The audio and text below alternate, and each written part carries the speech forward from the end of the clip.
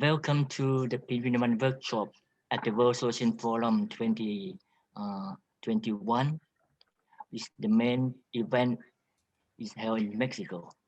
So we are also organizing the virtual or online thematic workshop on the question of the globalization. So our topic today is globalizing the people, reorienting the people movement.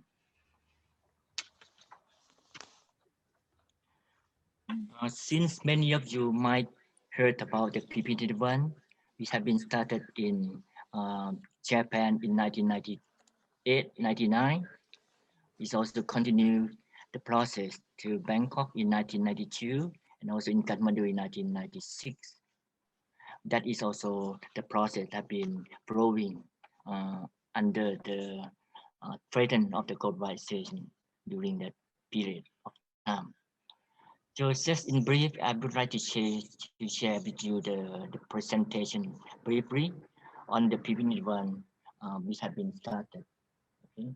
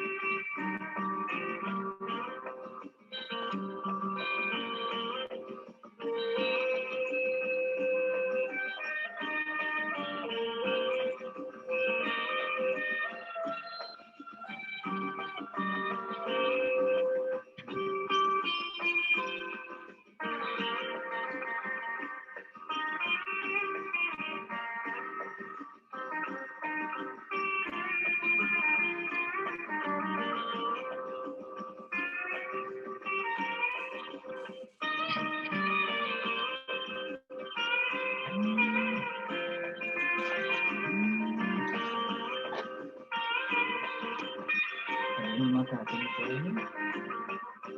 Hello? Are you ready to join me?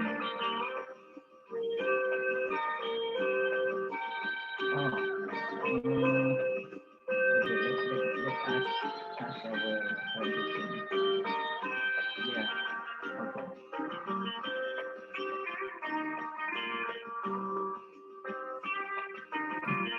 Have you registered to the system? Have you registered to the system?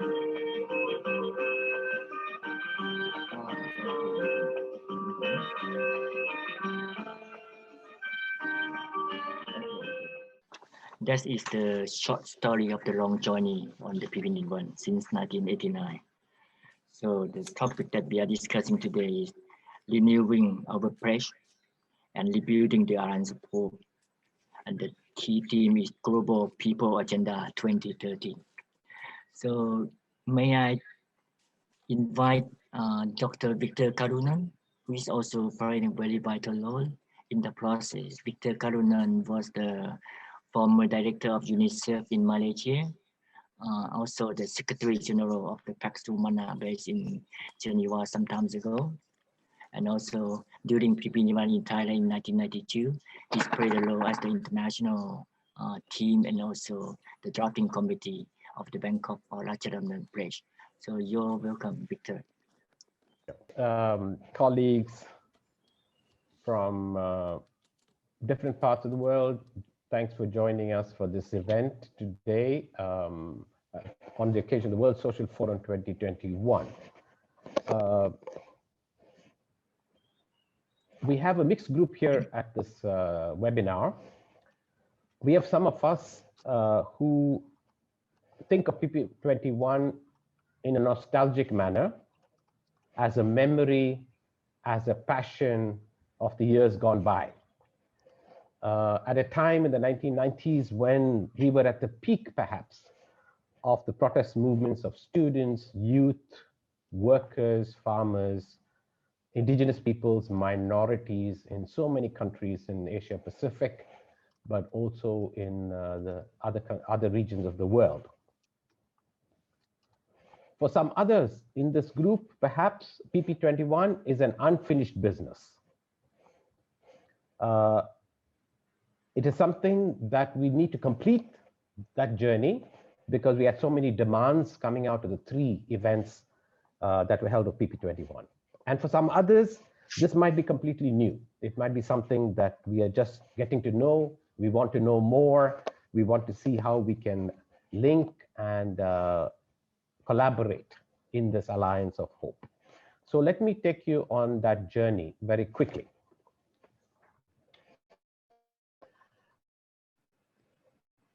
The first highlight was the launch of PP21 in Minamata.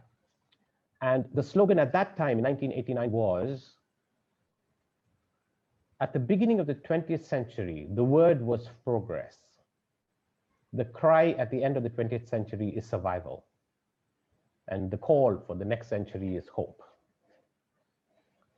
In Minamata, we said one of the words which has been stolen from the people and corrupted is the word democracy.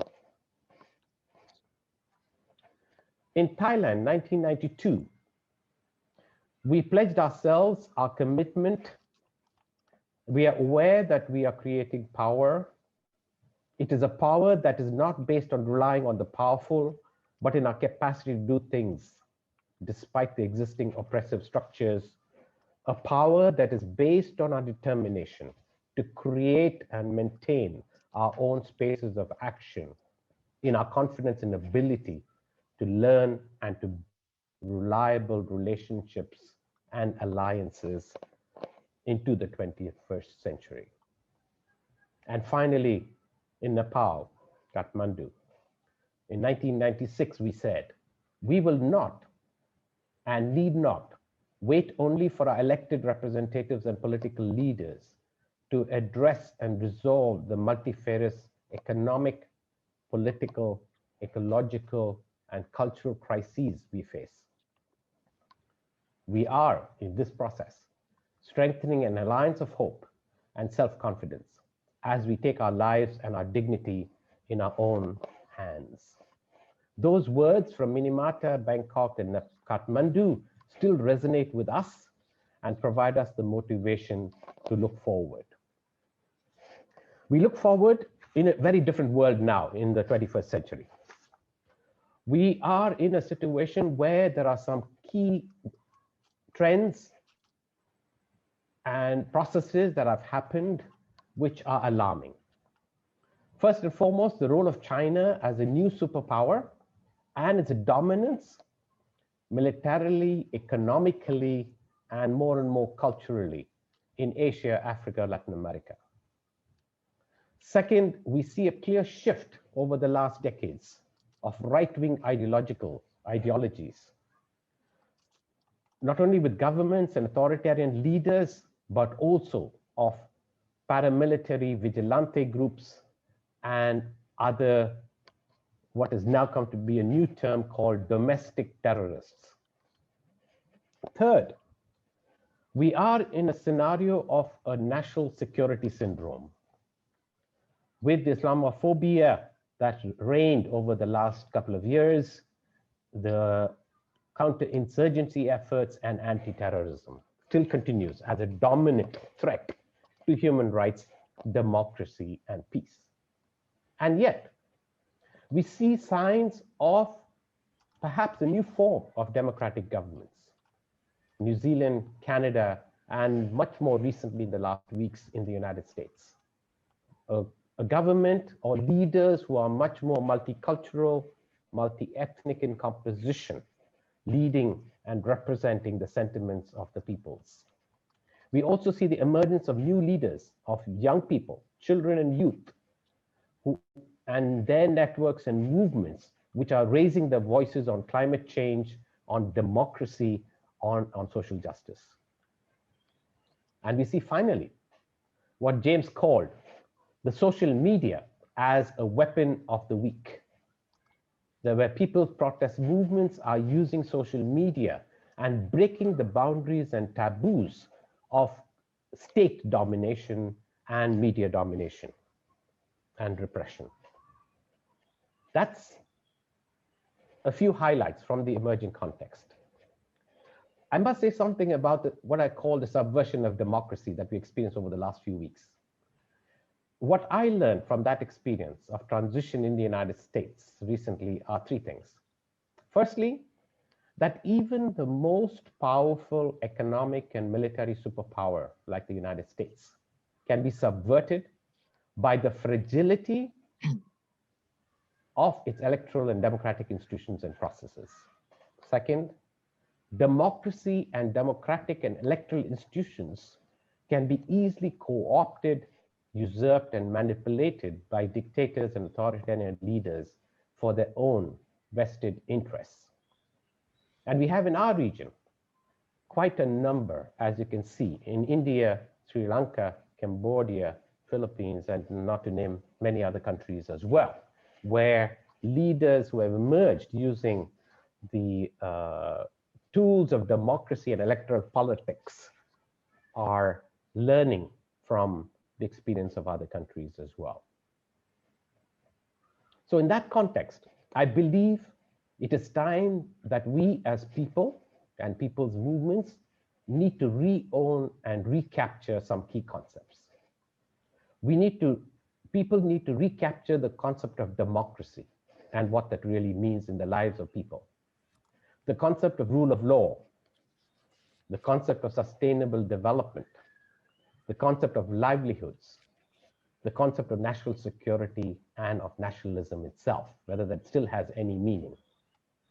In other words, the time has come to break taboos and step outside the existing boundaries.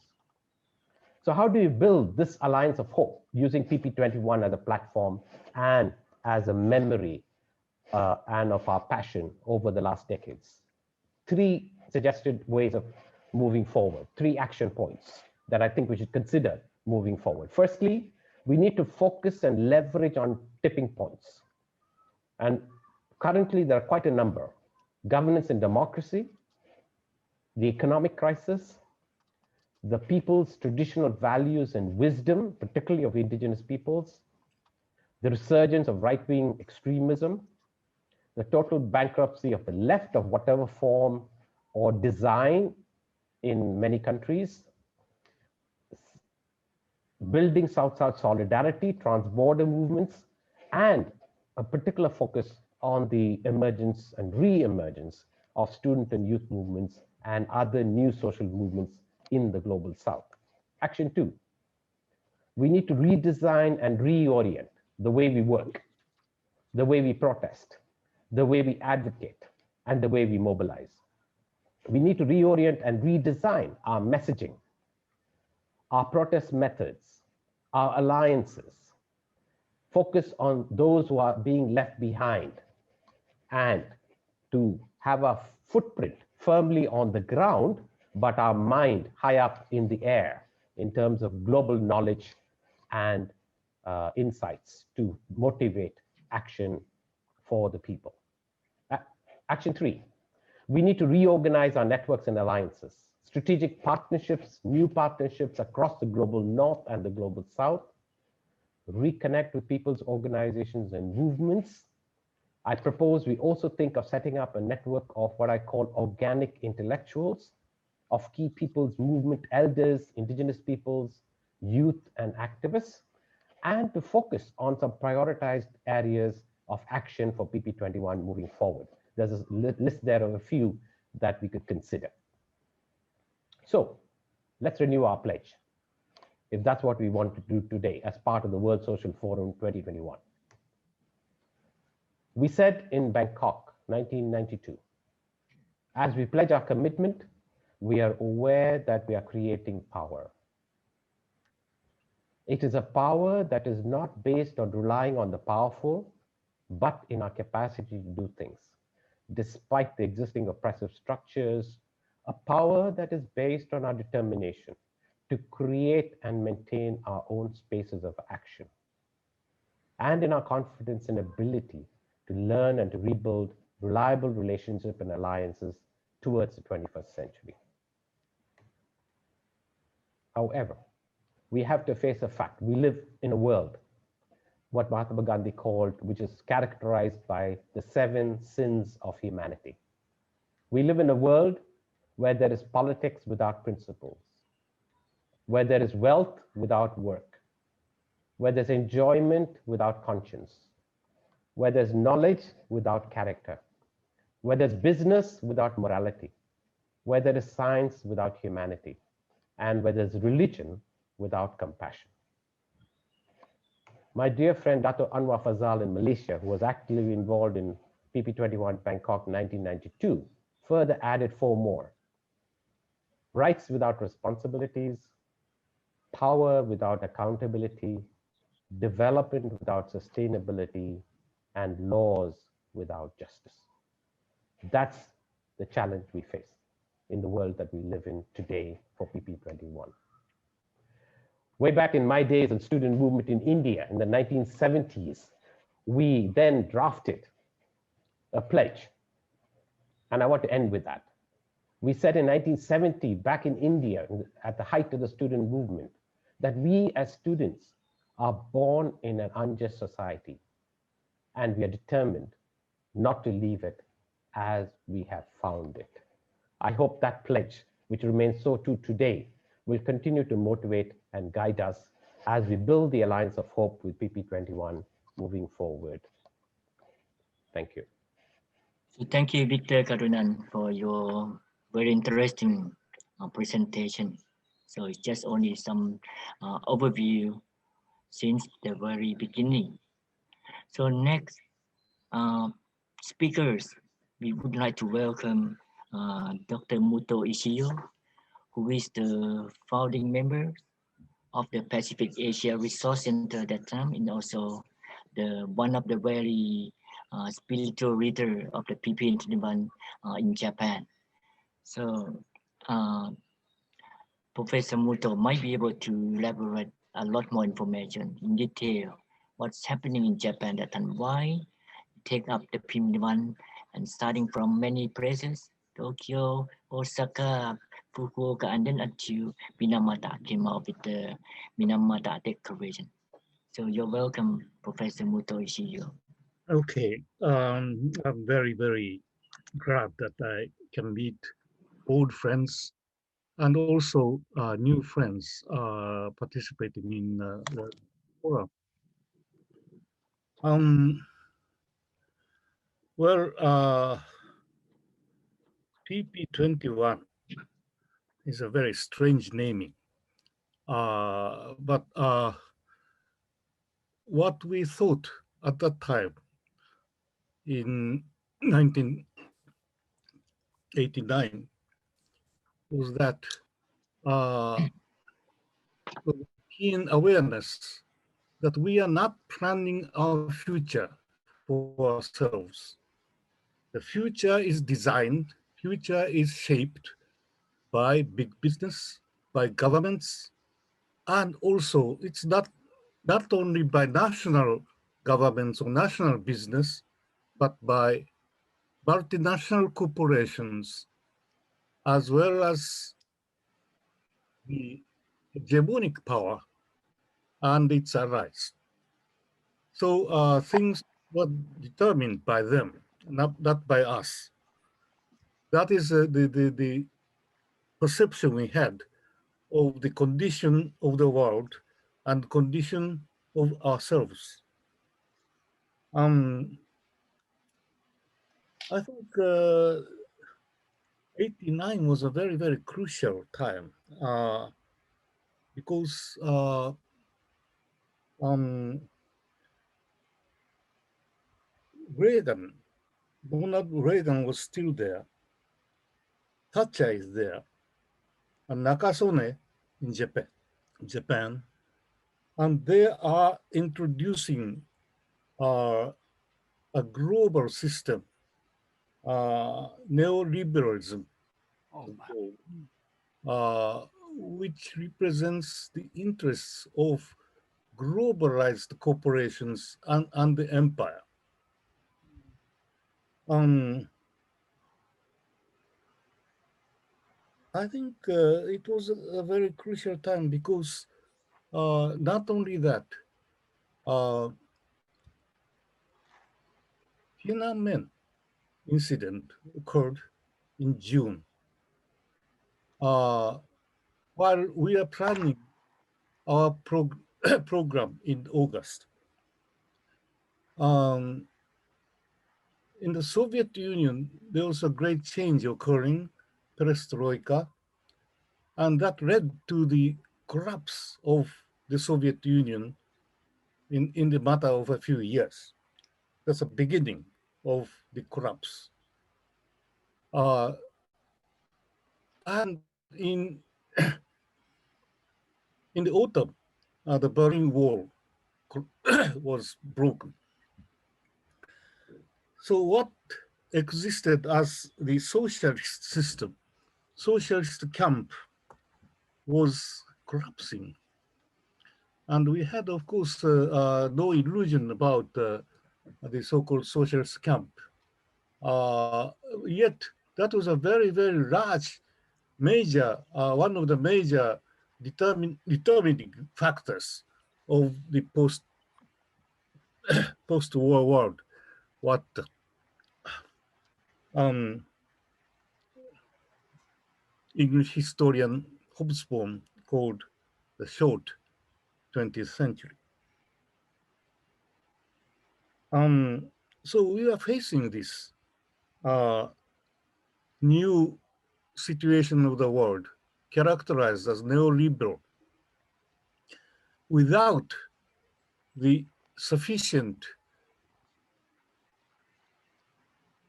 force to counter it. Whether the Soviet Union was real socialism or not is another matter, but it was a force that tried to confront the American capitalist superpower or empire, but it was lost.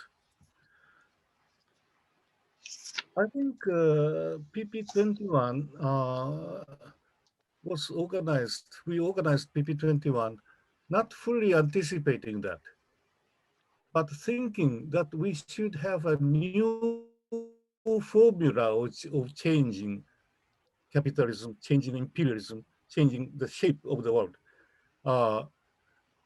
relying on the people and as a deed of the people. Well, that's a motivation. So in Minamata,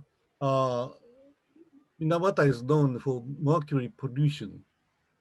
Mercury pollution came from a company which had a colonial past. And the victims by mercury, which was emitted without any control into the beautiful sea, was absorbed by fish and the people, fisher people living there, eating fish they caught, contaminated, and that spread. And so it's a long story from the 1950s. But in that period, 70, 60, late 60s and 70s, there was a large movement in Japan to support them. And the victims themselves stood up, and there's confrontation.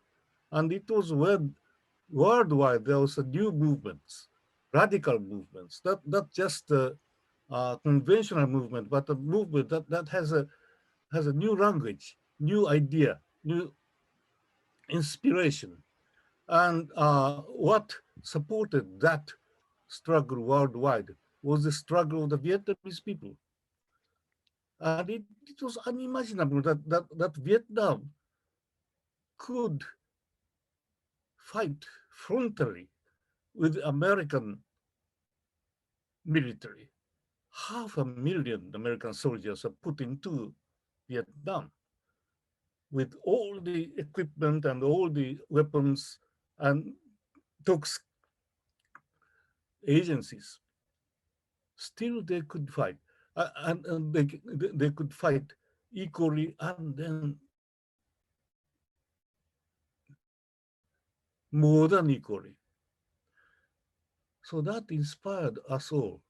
It's not just it's the topic of Vietnam was not a new one. It was the extension of the immediate post World War II situation, because then most of the countries stood up and people stood up and defeated colonialism, but it was sort of suppressed in Vietnam, and so it was a sort of delayed uh, struggle of classical style for national liberation. Yet that was gave us a model of the strength of the people, how strong they can be if they fight really against the injustice. So we had all those radical movement that I am not going to say very much. So what did we say in Minamata? Actually, we had about 15 international conferences all over the country, from Hokkaido, indigenous peoples gathering, and in Okinawa, where the struggle for against military base, against the Japanese domination was there. So we encompass the whole archipelago by holding so many. It's a crazy kind of program. But in Minamata Declaration, on the basis of discussion which we organized in the preceding 2 years, we actually, the Pacific Asia Resource Center, which advocated that, organized various occasions for discussion, for debate. And on that basis, we gathered in Minamata. And some words, it's Victor said democracy, yes. But we thought of democracy beyond nation state, because the global structure itself is undemocratic, and people have no say as people in the international affairs, in the decisions made in remote countries by multinational corporations, etc. So democracy we proposed was trans-border participatory democracy. We said it is a basic human right for the people to intervene or to participate in decisions affecting their lives, wherever the decision is made. If it is made in Washington by the World Bank, you have in India, have the right to participate in that decision. That is a very, how can I say, still an abstract idea, because practically it's very difficult. But we conceived of democracy as such a thing, not just as a sort of national democratization, but a democracy of the whole global world structure.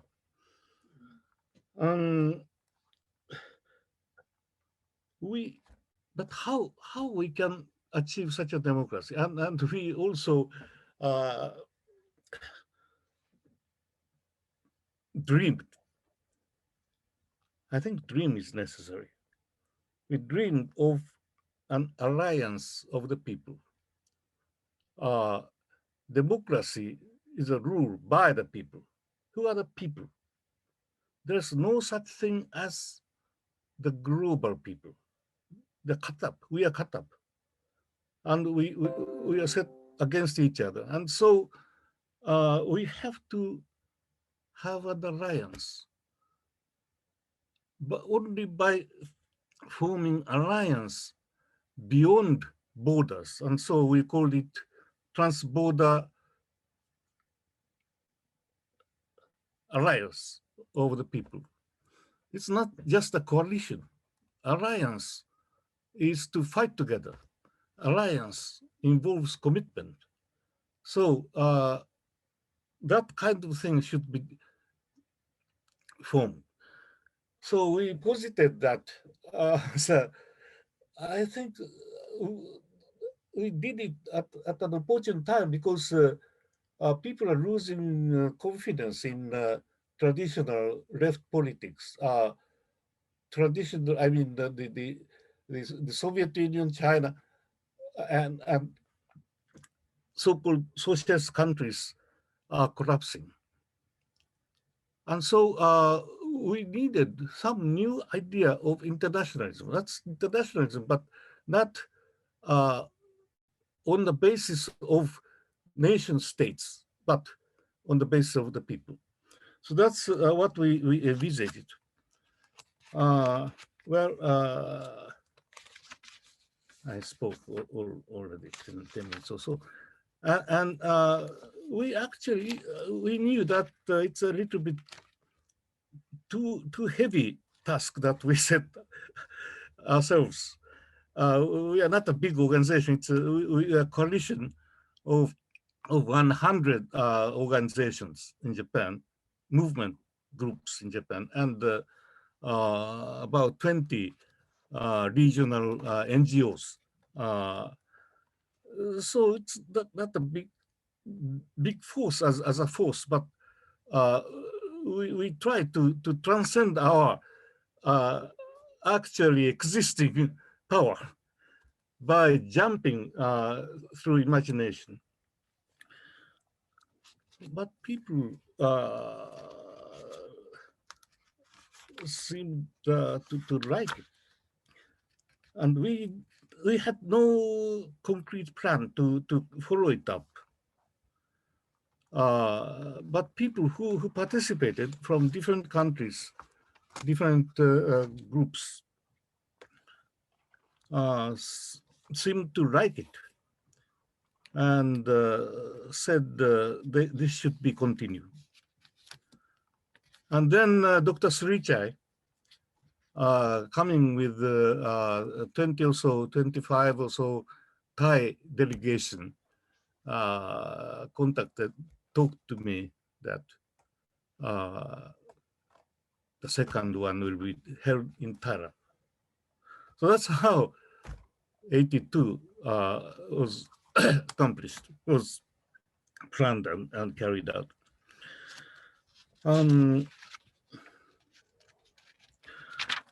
I think we are in a new situation. COVID virus, coronavirus, and global warming, change of weather, which is so tangible. And we were very critical in Minamata also about the kind of development, kind of progress whose course we have followed. Since when? Maybe from 1492. The modern civilization. And that is now coming to an end. And we should end it. Otherwise, we can't survive. So it's not just a matter of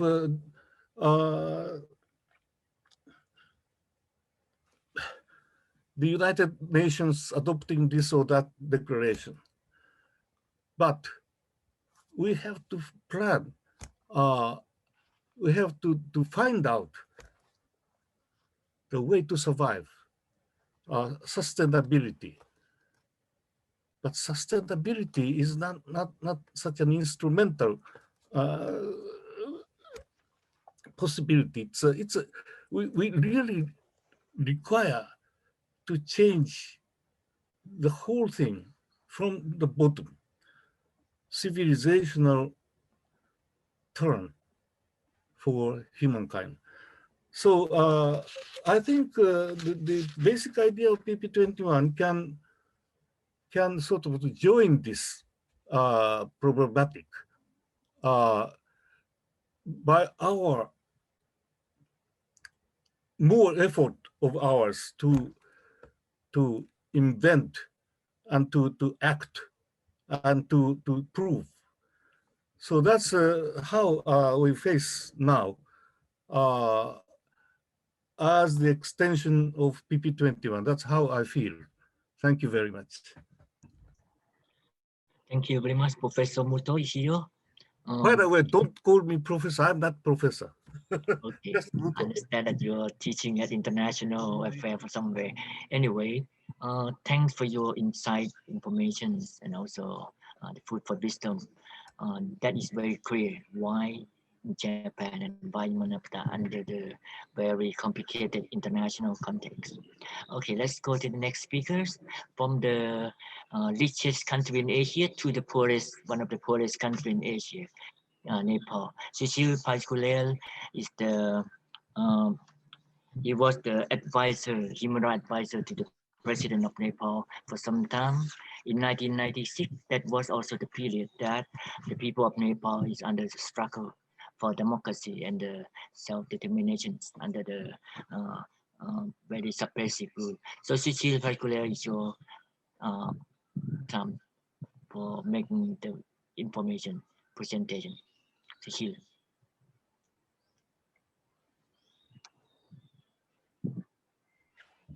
Thank you very much, Buntan, and namaste to everybody. Namaste. Namaste. Namaste. We are not only poor, but we are very much courageous people also. Okay. Yes. Poor people are the instrument of change. That's why, and there is hope. And if there is solidarity, and if we have alliance, we can bring a lot of change. That's our hope. That's why we are here, I think. On the occasion of this, World Social Forum, we are organizing this meeting, and we are revisiting what we did before and what are the challenges. I think listening to Victor and Muthu, I think we started. We have already, talked about the history, and we have already talked about the challenge. So in between, I'm trying to express my idea, and also we'll touch upon without history there is no present, and without the present there will be no hope for the future. Minamata, for me as a Nepali young man, and sometimes frustrated and sometimes facing a lot of challenge under the absolute monarchy. When we visited Minamata, it brought us a lot of hope inside us. And during that time, it was a challenging time. People are frustrated because, as Muto mentioned, not only Berlin Wall was fallen, not only Soviet Union was destroyed, but there was a threat that one single bipolar to single polar, multicultural to unicultural, and that's why, and the mode of development, very much capitalist mode of development was there. That's why in Minamata we're very much talking about the TNCs and MNCs, multinational company and transnational company, and on accountability. Even the state were vulnerable, because of their exploitation. They could not held accountable to them. These were the challenge. And then we were told the story of Minamata, the mercury pollution, how it came, how it was possible, how it was possible in India, the carbon, what is that is the name of the Union Carbide, and Chernobyl. All these were making us very frustrated because we were not seeing that there will be any chance for the poor people, the deprived people, the vulnerable people, so that they will bring change in their life. Is there any possibility? And that time we assembled and we came back with hope. And not only with hope, there was also a force which was trying to bring down the forces of exploitation. That's why, in Nepal in 1990, after Minamata, Muto, I would say that, we brought that courage to Nepal and there was a change. We brought in democracy instead of throwing out this autocratic rule of the king. And then there was change in Thailand and in South Asia. A lot of changes were there, So we see that there was, what we talk about, alliance of hope. It was, we could see that it is happening in our region. And then we met in Thailand, where we talk about the trans-border cooperation, trans-border, not the state cooperation, but the people to people, how we can support each other, how we can learn each other. So then, Kathmandu.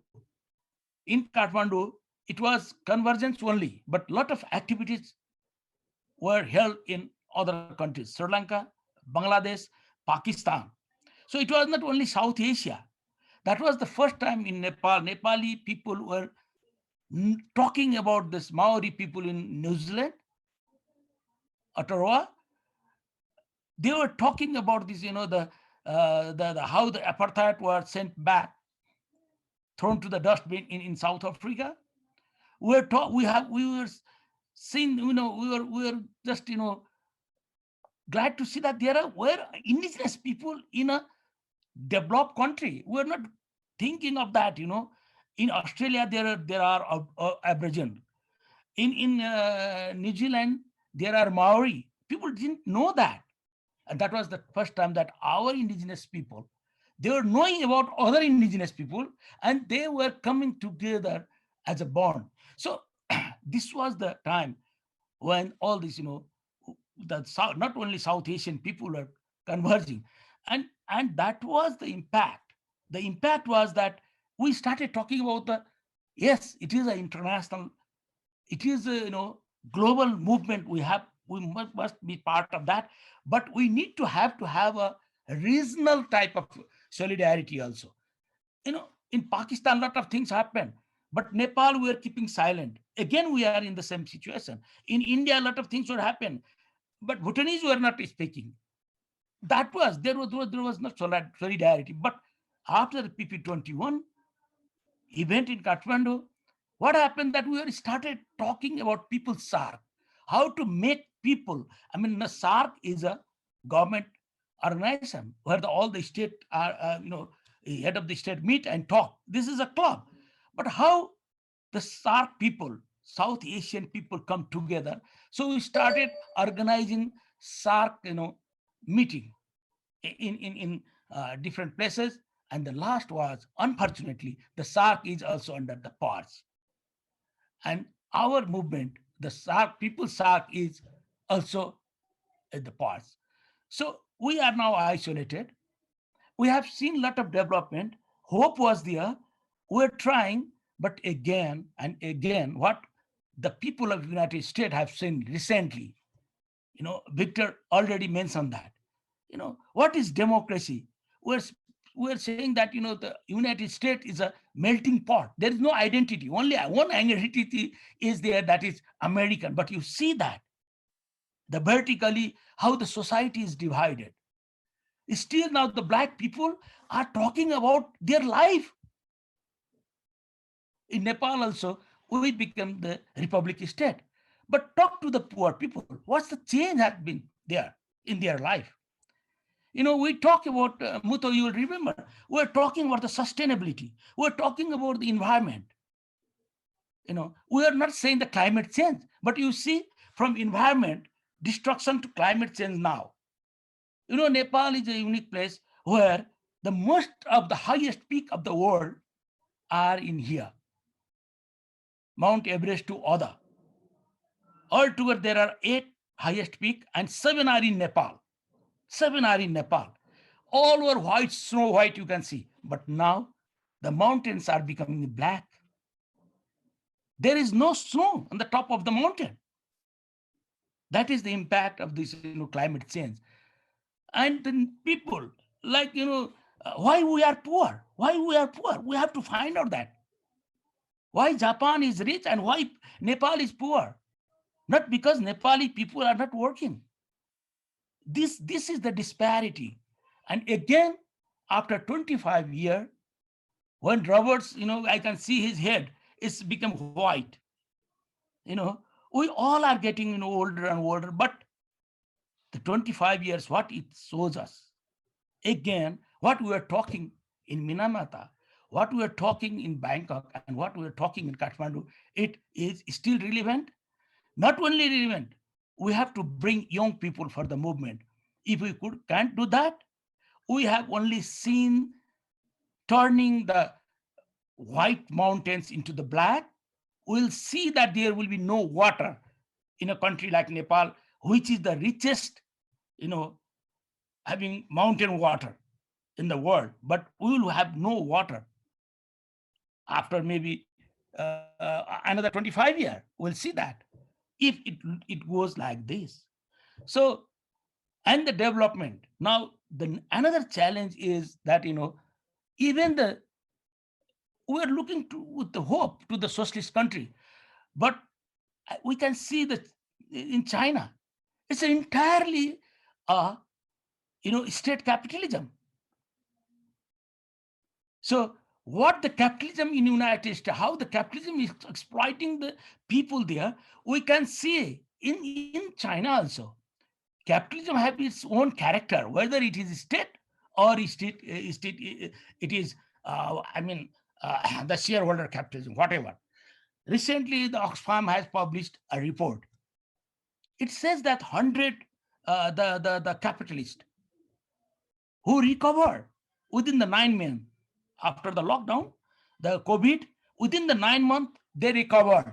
But for the people, the poor people, to recover them, it may take another 10 years. So what will be the gap between the poor and rich? So it will bring conflict in the third world country, hunger in the third world country, and always hunger brings that conflict. So, what is economic empowerment? We human rights defenders talk about the economic empowerment. But what do we mean by economic empowerment after COVID? COVID has taught us a lot of lessons. Look at the situation of public health. The health the education, all are privatized in our countries. That's why after COVID, the disparity, the gap has widened. So I think, this is the situation we are facing. So what next? I think this is the time, and this is our responsibility. I think we must start dialogue with the younger people, the coming generation. In our time, the younger people were having hope.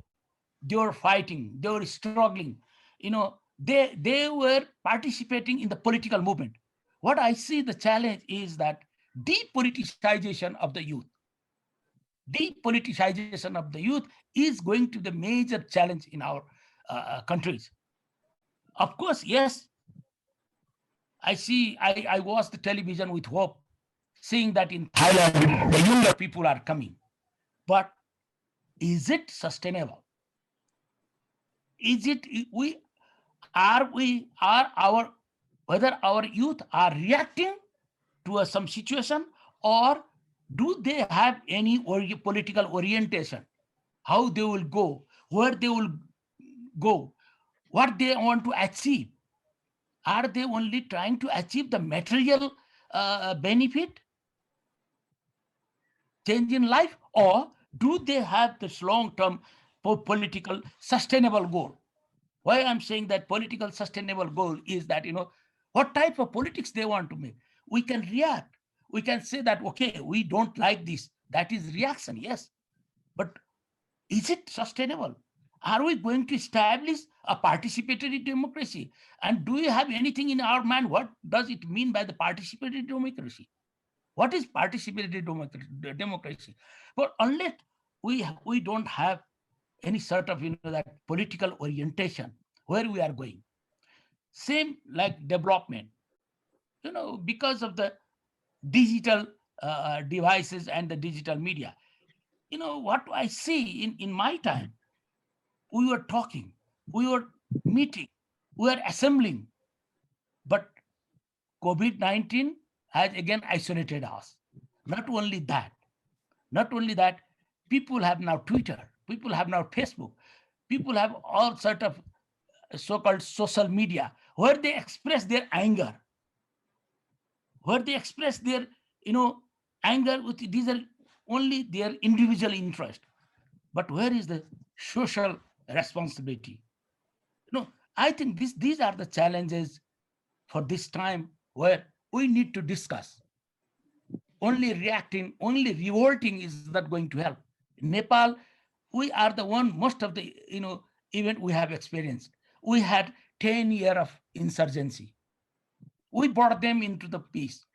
And we thought that now the pro-people, they were taking gun to change the society. So once they will become in the mainstream politics, of course there will be a change. But now we are seeing that they are the most corrupt people. They are the most autocratic people. So only making good law, because our constitution is, for me, it is a good constitution. But whom implement the constitution, and how you implement the constitution? So these are the challenges, I think. Same constitution, sometimes somebody rule in a very proper way, somebody use that constitution to gather their own power. So I think, that the PP21, starting from Minamata to Kathmandu, lot of lesson we learned. And what we are seeing, that we were talking about the issues those time. After 25 years, you see that situation has deteriorated. But we were very much saying that, alliance of hope. Alliances means, the hope. Unless there is alliance, there is no hope. So I think to create the hope for the new generation, for the future, I think we need to again rebuild our alliances and how we can do. So this is my place when we are talking about the, this event, World Social Forum. What is society? What is social? let us discuss about the social. What the meaning of social? In a situation where instead of meeting, we have this, Zoom. Of course, it is very good, at least to see the friends. But are we heading towards a very isolated type of, life? And COVID is not only the COVID. Tomorrow we'll see another, like in UK, it's already there, and it is spreading. So how we encounter all these? So this, I think, again, it's good to see all of you, and also we are talking to new generation also. So I think how to, for me, how to politicize meaning, I'm not talking about some political parties orientation, no, but how to bring a political system which is participatory, which will work for the, people at large, the identity, inclusion. These are the challenges. How to combat with the, like in our part of the world, there's a discrimination. For decades, centuries, you are talking about discrimination. Think about this Dalit, discrimination against Dalit. Ambedkar was talking about discrimination against Dalit. Mahatma Gandhi was talking about discrimination against Dalit. But of course, you have new form of discrimination now. People are day by day, becoming Dalit. Dalit is a character, it's a imposed word, and it is happening in our world. So I think these are the challenges of the current situation, and I think we need to think, and we need to at least energize our new generation to have that courage to fight with some orientation where we are heading towards, what type of society we are going to make, what is in our mind. I think with this word, I thank you again. Sorry if I speak some long, but 10 minutes I was watching my clock also. Thank you very much. Yes, thank you very much, Suchil. Very inspiring message. And also, Suchil was the part of the democratic movement in Nepal in the 80s. Also, the human rights advocate set up some human rights organization. He also became the chairperson of the National Human Rights Commission in Nepal for some time. So, a lot of experience that he was able to deliver in the very short minutes. Okay, the next speaker, let's skip a little bit. Let's go to Nimalka Fernando from Sri Lanka. Nimalka Fernando is the women human rights advocates.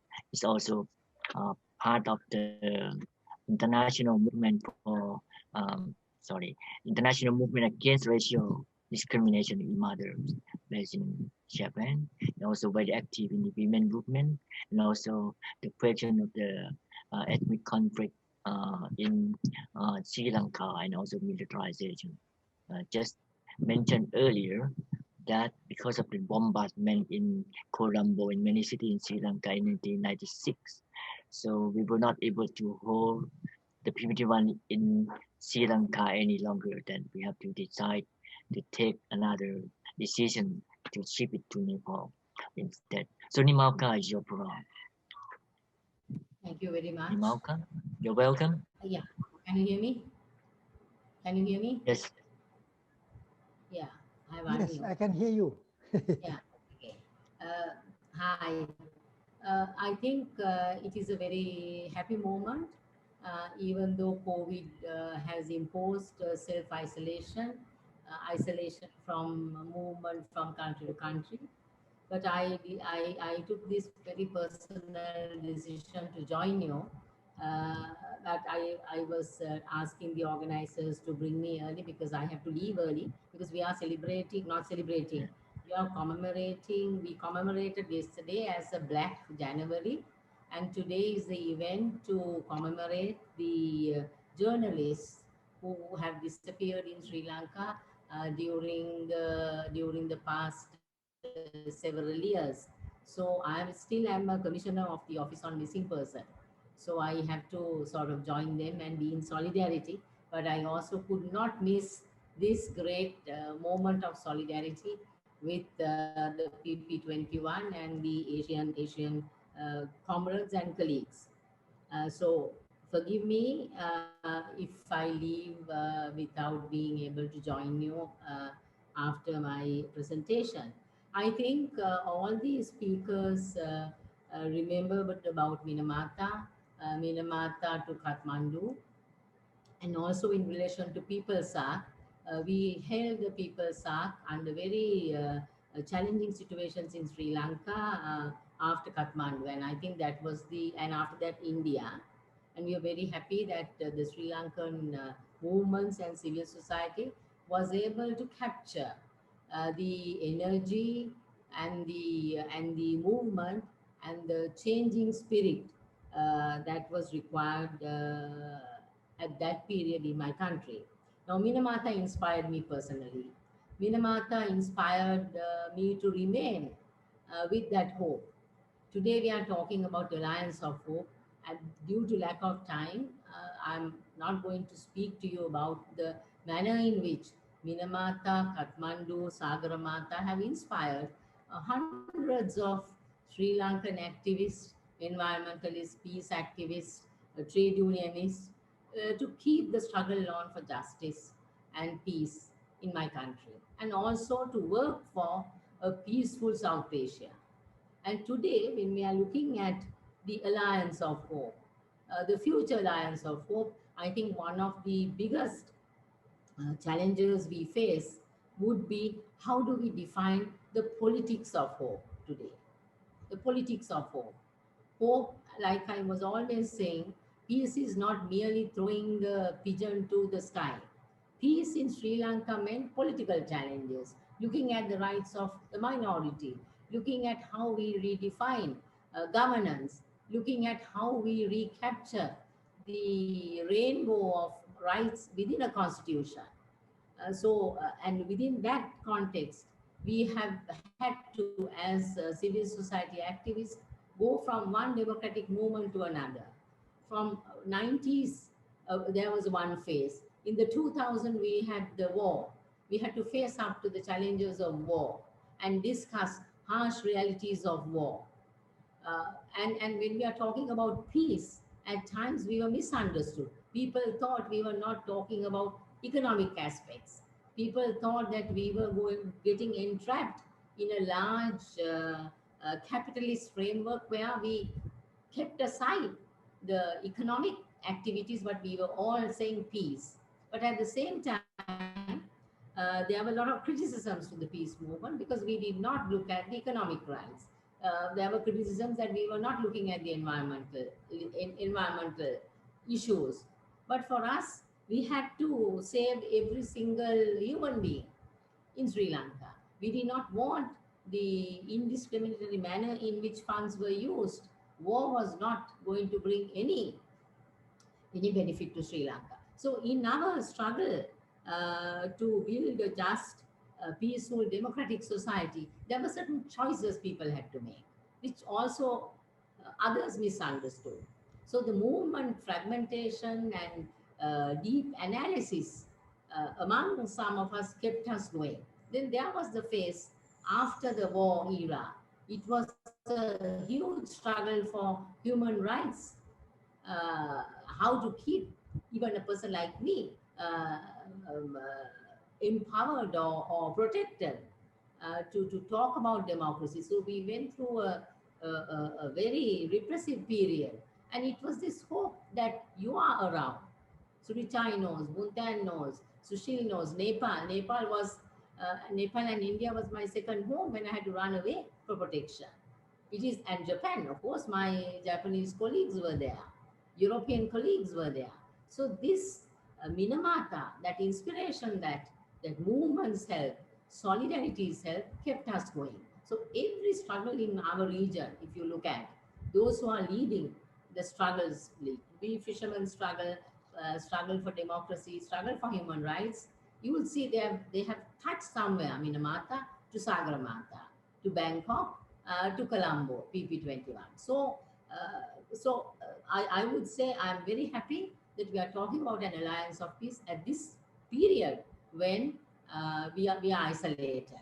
So it's that hope. How do we build that hope? And I think most of you touched on the global implication. The regional implication today, if you take Sri Lanka, I mean, I would say my own challenge that will help you. For me, what will be the alliance of hope? We have to redefine this country. Today we are sold to China. Tomorrow we are sold to India. Our harbors, our natural resources. You know, when I'm saying selling, they would say it is investment because we have no money.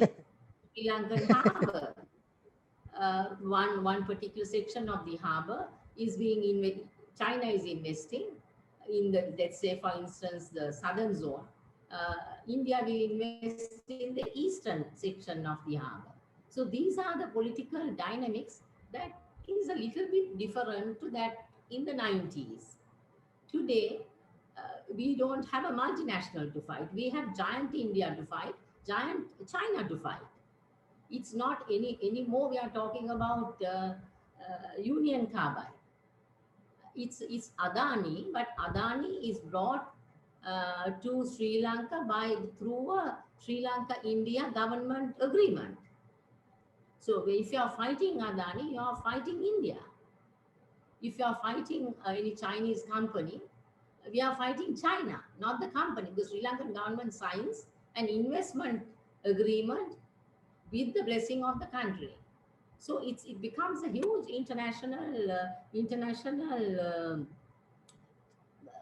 we've drawn into an international political scenario when we are talking about hope. How do we struggle? How do we struggle against a whole South Asian political understanding that maybe India and China has, maybe at some point of time the US, India and China and Japan. So I think when it's challenging times to us. So I'm just took one example. So Asians people solidarity, I cherish it, and I think we have to nurture it. We have been fragmented due to very our own struggles. You know, for instance, I'm very preoccupied with Sri Lanka, but at the same time we know that the Thai friends are also had to give time to their own situations in their own countries. You know, we saw that period where we all went back to our own countries, but with the spirit of Minamata. So we need to recapture that. The other major challenge that we have is that in this COVID situation, there is a securitization. Everything is now securitized. A COVID patient has to go through a lot of intelligence in Sri Lanka, everywhere, the minority rights. But at the same time, the governments are stabilizing themselves with the security apparatus during the COVID period. That's what I see in South Asia. Because people have become disempowered suddenly. We are under the radar of COVID virus, that we become the agents of spreading the virus, while the state, it is looking at our CCTV cameras, our movements. If you go to a shopping complex, I have to register through my smartphone. They can, after that, monitor all my movements. So that will impact on our work for home, for building democracy, for building networks. So I think that's a very grave sense of securitization and militarization. And I think Asian movements have to begin to talk about this.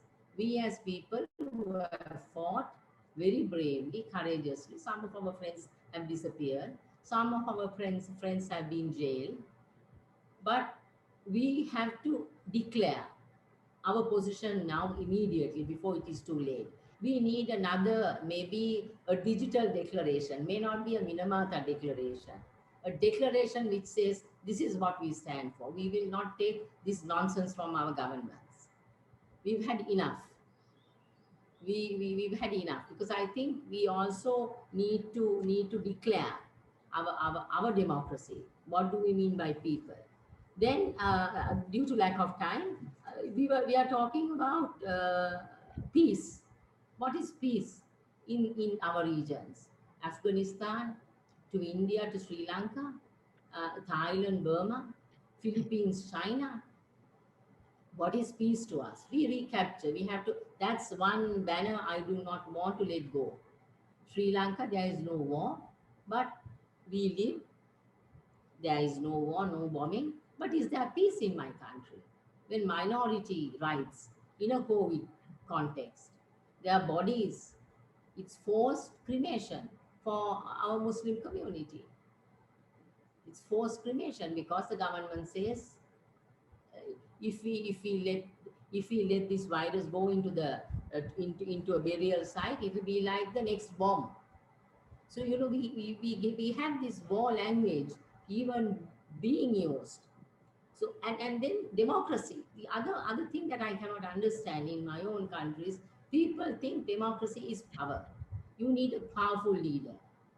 You need military presence to discipline people.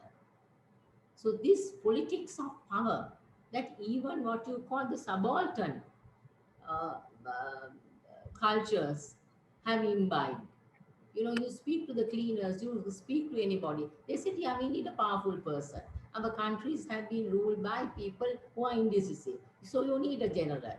You need a military person to put the country in order. So people begin to develop that image of power in a military person or like a strong dictator. Then our constitutions become dictatorial. That's the problem that we have in Sri Lanka today and everywhere in the world. So the people's politics, somewhere it has gone wrong. We are talking about people's participation. But if their participation is by vote, 69% of 69 lakhs of people in Sri Lanka has voted for a constitutional dictator. Could this be people's democracy? Democracy equals vote. It's same in India. It will be same in Bangladesh, Pakistan, anywhere. So when we are talking about people's participation, how do we redefine this? We as civil society participate in democratic electoral processes. But what has this election observing, participatory voter-based processes have finally landed us in? Racism, chauvinism, nationalism, the highest. Nationalism at its highest, which has now brought in a kind of a mono-ethnic, mono-religious cultures dominating South Asia. So these are some of the major challenges. I actually don't have answers other than living in hope. Living in hope because Minamata was possible. Living in hope because Sagarmatha was possible. Living in hope because Colombo People's Ark was possible. And you are possible. As long as we live, we will carry on that struggle. I think that story, that history needs to be conveyed to the second generation. There's a story in each of our lives. We did not become a human rights activist without having that struggle. Now, this is where the problem I have with this second generation youth. They have inherited history from today. They have inherited feminism from yesterday. They have inherited environmental movements from last week. But all of us have come through struggles of trade union, class struggle, or some struggle in our own countries during our youth. It's not a thesis for my PhD. Peace is not a PhD for my activism. So while I respect professionalism, even in feminism or peace studies or environmental studies, how do we translate that knowledge into activism, movements? Movements are fragmented. Fishermen's movement is saying something, Dalit movement is talking. There is no building. In Minamata, we came together. In Sagarmatha, we came together despite the political differences. So in Sri Lanka, we have a challenge to bring all our ethnic communities together because democracy also meant there was a lot of freedom for us to experiment with so many things from 2015 up to 2019 in Sri Lanka. We had all political differences, nobody disappeared, everybody was able to hold meetings. Now come 2020 with COVID and with harsh political realities of a very, very ethnocentric political leadership in power, we have to come together now. We have to, there are suspicion of each other. You were supporting this politics, I was supporting that politics. That differences we need to set aside, because if we want unity and if we want peace in Sri Lanka, I think it's the same in everywhere in South Asia. So when we're talking about politics of hope, politics of alliance, alliance building is political. Like somebody said, it's not political party. Alliance building is political. Alliance building is for change. So when we are talking about alliance building, we need to also look at the role of NGOs and civil society. Peace equals project that we get from European Union or from some other funder. Peace becomes some project.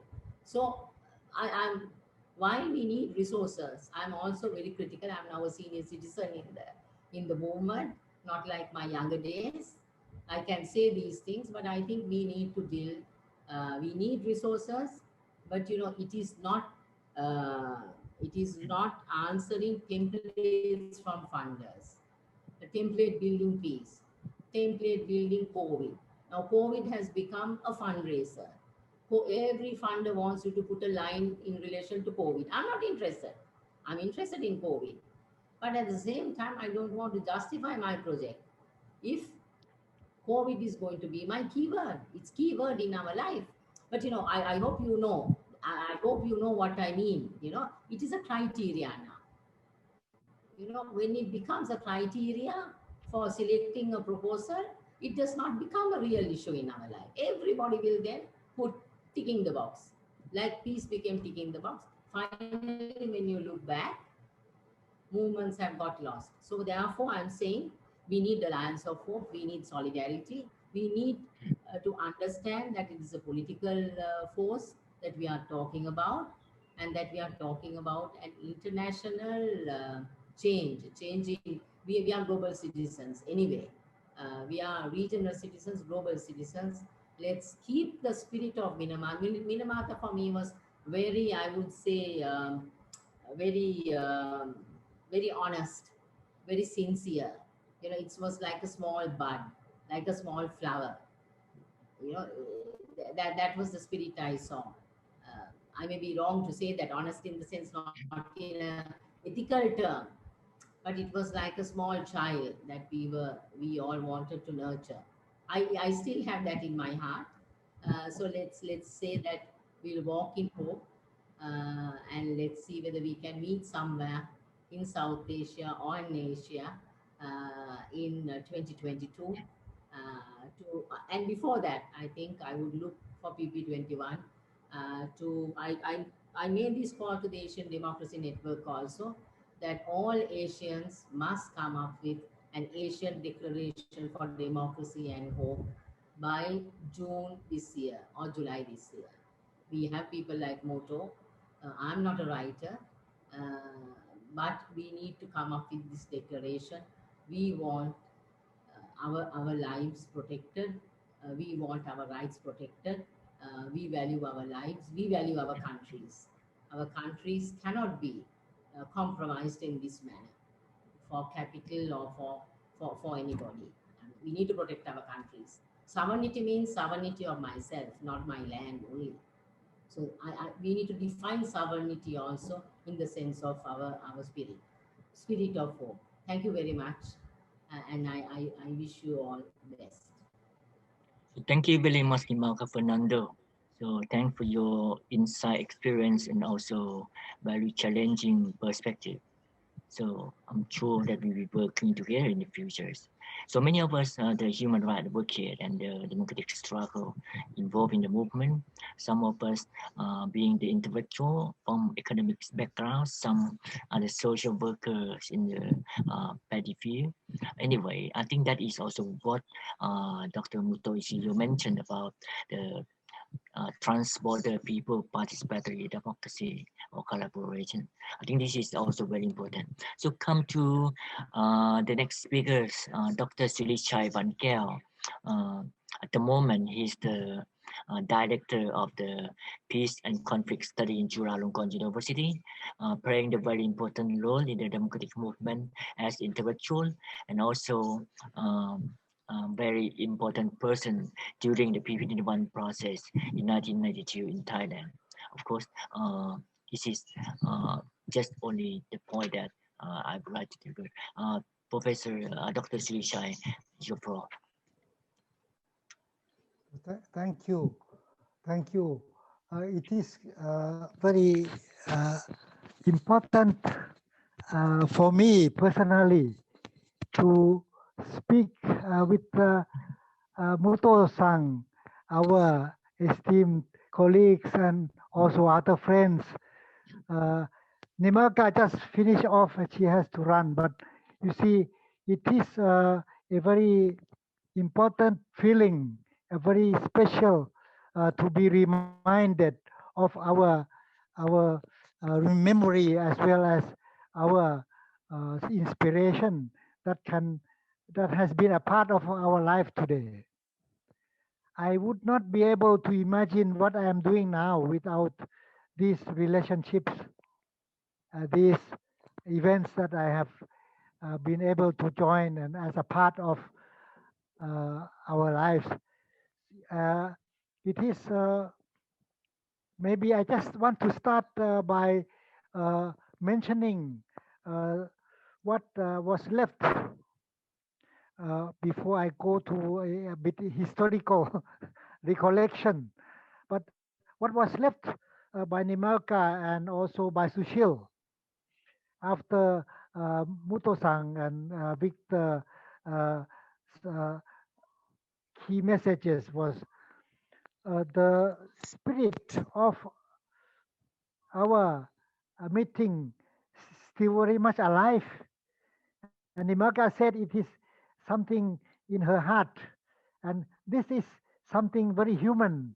And this very human part of our encounters throughout the last 30 years, at least through this Minamata PP21 experiences, is both, is not only inspiration, but it's also a power of learning that made us open our hearts and minds to what is what does it mean to be a human?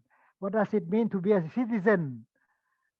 And we all have come to a level that we can be a national citizen as well as a regional as well as a human at the same time. So with this, I am speaking because we are also having some new colleagues joining us. I just want to relate to the message, one or two that was related to the younger people who are very much active in Thai politics today. There is something very new, very much unexpected in Thai politics today, that the young have been very vocal, have been very much through the new social media become a new force of awareness or of learning in our context. So I just want to mention something that I thought very much related to the regional and the global point that was mentioned by my colleagues. The first, I may mention that the upsurge of the new people, the young people's movement these days, whether they are from universities or non-university context, but also high school context throughout Thailand, there were one key message that they were much familiar with. It was about what they call the milk tea movement, what they call milk tea movement. That kind of milk tea, meaning use the word tea, or in Thai language we call it cha. Because, to link how they learn from Hong Kong democratic youth movement.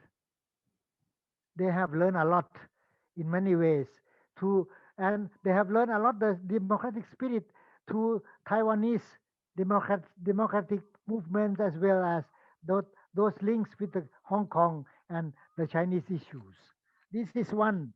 Uh, and the other, may I mention that it is also a related issue about how they talk about the new context of the so-called geopolitical powers, but through the more human and more the generational learning.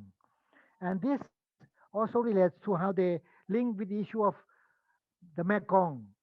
Now, many friends in our region knows that in many places that are dependent on the big rivers like Mekong, we have big droughts and we have crisis of water in several regions. And this very much uh, uh, important experience were impacted by the dams in China as well as big dams in the regional landlocked countries. So, but this Mekong drought and this impact from the dams were not a sole responsibility of any uh, one country. Certainly, there are big China, there are big countries like Thailand, or big countries that consume electricity like Thailand and Vietnam. But it's also a regional, it's related to the regional commons like the Mekong, which have great impacts on the peoples of the region. Six countries or five countries, to say the least, including Cambodia. But here, with the Mekong, we have witnessed that the governments are very powerless to deal with the bigger project owners. The big project owners also come from big countries, including China. So in this case, we see the local movements like in Chiang Rai, in Mekong, in Chiang Khong, we see the big companies of China have come to negotiate with the local movements like in Kruti, in Chiang Rai, and in Chiang Khong. Now they are forming Mekong Citizens, uh, Mekong Citizens Council, trans-border, in the spirit of Minamata, as mentioned, Bhutto Sang mentioned, and he dreamed of a more real trans-border participatory democracy. And here we are witnessing now a,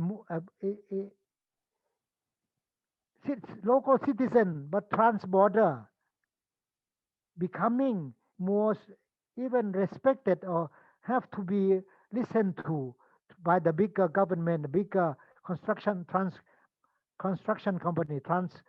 national construction company called Ta Thang Construction Company. So, which were supposed to be the main builder of dams in Laos, two or three dams in Laos. I just want to cite this super power of big company or superpower of big countries in the names of geopolitical forces, but in the light of crisis of say livelihoods, crisis of development, and crisis of legitimacy today, they need to come to the smaller people, not the Thai government that they had to come to, but they had to come to negotiate with the local movements. So I just want to cite two concrete cases of this kind, so that the the Thai youth movements of today and also the Mekong context of the problems that we face have could not be understood without the trans-border new citizens identity, new kinds of citizens identity beyond the usual national nation state framework. And I want to emphasize this part because in that spirit, in that spirit, the suffering of Minamata people has have become the inspiration of people's autonomy beyond national governments, beyond the usual trans-border neoliberal development projects that were the part of the problems in in the in Japan and in the region those days 30 years ago. Now, with that context, I want to relate to the present upsurge of youth movements, present upsurge of regional sense of responsibility for the international river called Mekong, beyond the usual framework of regional Mekong River Commission, which are only represented by the governments, but not by the people, not by the citizens. And they are the only framework available in the legitimate, in the opening of the formal political world of the region. So this could be cited by the regional organization called ASEAN as well. Sushil mentioned SAC. I want to mention ASEAN. It is also the only framework, the formal framework they rely on are the nation state governments, but not the peoples. So still you see, uh, I want to say this to reclaim or to reiterate the legitimacy of the roots of our solidarity through the Minamata Declaration, as well as through the Bangkok, as well as the Sagarmatha Declaration in Kathmandu. So with that, very much happy moments to witness the very far-sighted but very simple alliance of hope through the Minamata struggle and through to Muto Sang's presentation, we see the efforts to how people's autonomy could be a principle in our solidarity for the future. How people's solidarity can be a principle for the solidarity for the future beyond the borders, beyond nation state framework. Here I see, I think we have to recognize that human rights framework itself need to rely on certain infrastructure of nation state. We need to. But it could be easily entrapped by nation state if we have not had this solidarity of our PP21 kind of solidarity with Minamata people. That's only where I could recall the, Bhopal, I could recall Nakis disaster in Myanmar. I could recall Kedah industrial disaster in the neighborhood of Bangkok, where 188 women workers died because of the industrial disaster.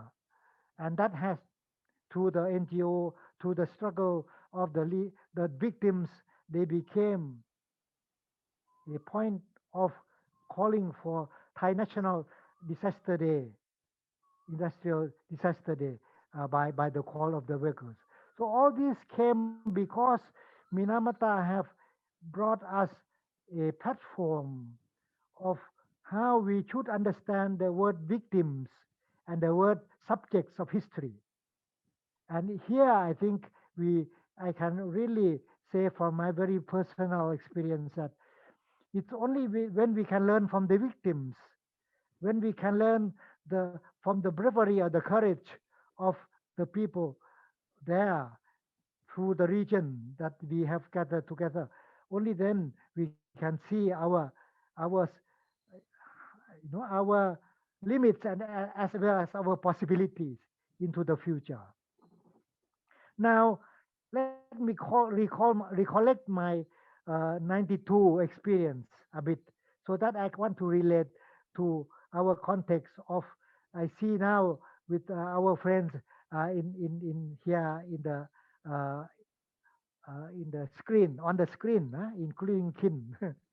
You see, 92 for Thailand. I just want to highlight how regional and global learning became a part of this learning beyond the geopolitics. Learning beyond the geopolitics. We have to accept the reality of geopolitics, but going how to go beyond it.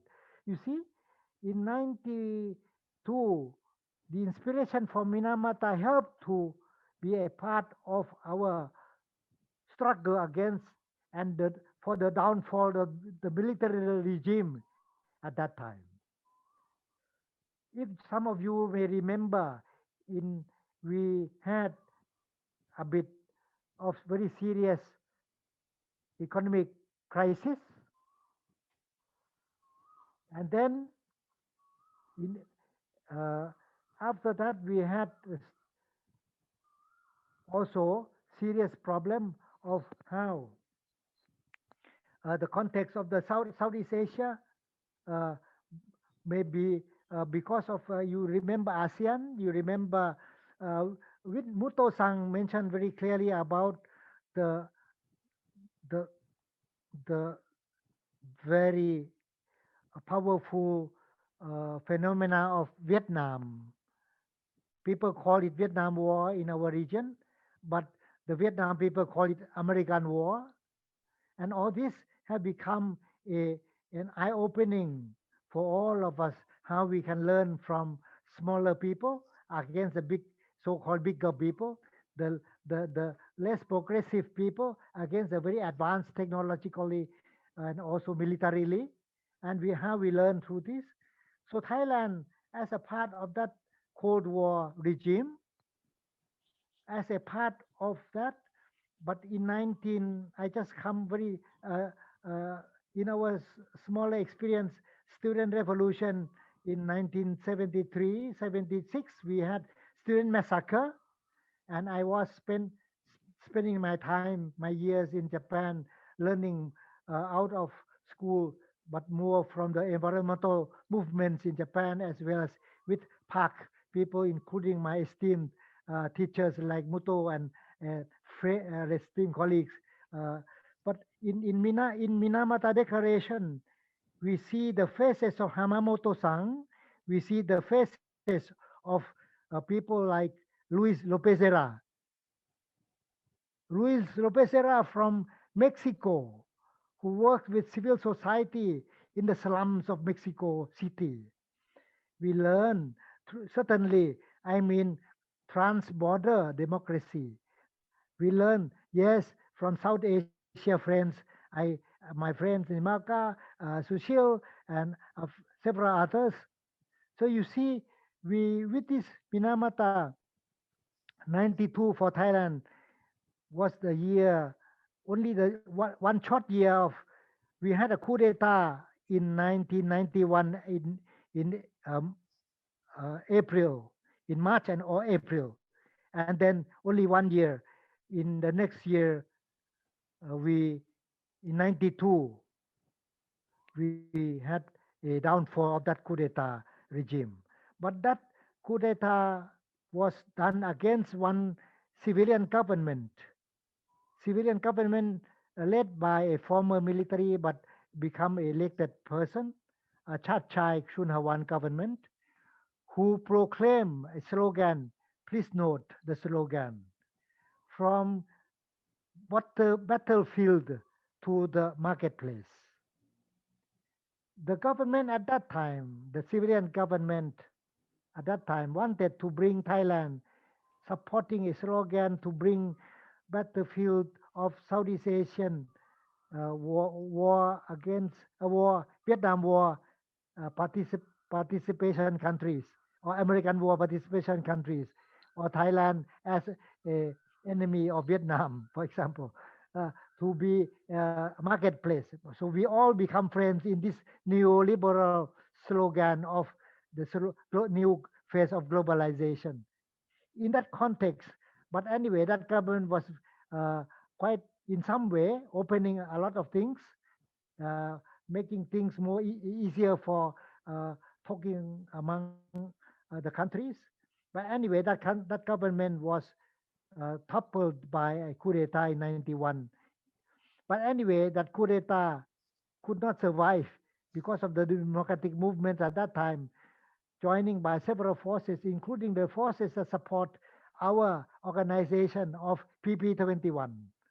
And I want to emphasize PP21 was really the platform of our solidarity and bring it to a regional recognition of a lot of learning across.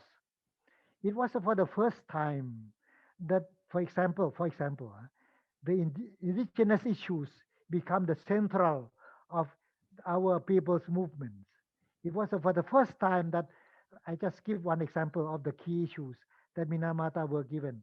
It was for the first time the industrial disasters become a key message of our opening for learning and also support the solidarity with the victims. I just want to mention only a few points. Maybe Buntan and Ladawan can bring a few others. I just want to say here that development was still a key message. But development, Ajahn Sane Chamarik, the the the professor of our most respected corner of Thai democratic struggle, Professor Sane Chamarik, and who became a human rights chairperson of Thailand for the first uh, first after the People's Constitution in 19 and in uh, uh, 97, 1930, 1997. 1997. Yes, yes. I am thinking in Buddhist era. I'm sorry for my friends. Sushil, but you see, I have to talk with Muto. I talk about, and people talk. So 1997 people's uh, constitution. I want to emphasize this part because constitutional language are still important among us who want to relate or to among us and how to bring constitutional reform as a part of our cross-border learning. So because Sushil mentioned this, I want to mention people's constitution because now all the young people are questioning the kind of constitution we are having now, which is a very oligopolistic, very much oligopolistic with the elite and military elite learn a lot from our Myanmar constitution. So I am laughing, but I am looking at Seiko, and I think King Omar will join in a few minutes. So I don't want to be too long on this, but I want to say that people's autonomy, people's sovereignty beyond borders, people's thinking, people's development beyond the usual nation state framing is really necessary for our platform for the future. For this, it could not be possible if we don't have the more multicultural, the more respect for indigenous tradition of our peoples. And so for this, I would say Minamata PP21 has become a part of our history, our common history so far. And I do hope this part can be a part to bridge for our younger generation who are struggling and questioning a lot of constitutional reference and which make us more narrow-minded, make us more narrow-minded, and not open up for a learning, more reference to our really respect for nature, which need to be a new reference. My last point before I finish. My last point before I finish is about I would like to emphasize that the word colonialism may seem to be a, a, a distant past, but I would like to highlight this word again in our relearning in the context of today and for the future of tomorrow. colonialism was only framed in the sense of the West over the East. That was true for the last 500 years history. But again, you see, the word colonialism today need to be understood how we can learn from each other in Asia, and how we can learn through this word colonialism that, oh, we have to learn about internal colonialism, domestic colonialism, because the state that we respect today have been colonizing our peoples, or some part of our peoples, that we forgot that that part of our mistakes have not been relearned yet sometimes. And in Thailand, we have to learn about that more.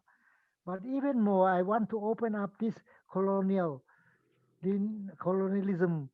as a keyword for learning how the humans have colonized the nature, how the humans have claimed their supremacy over exploiting their right to exploit environment this far.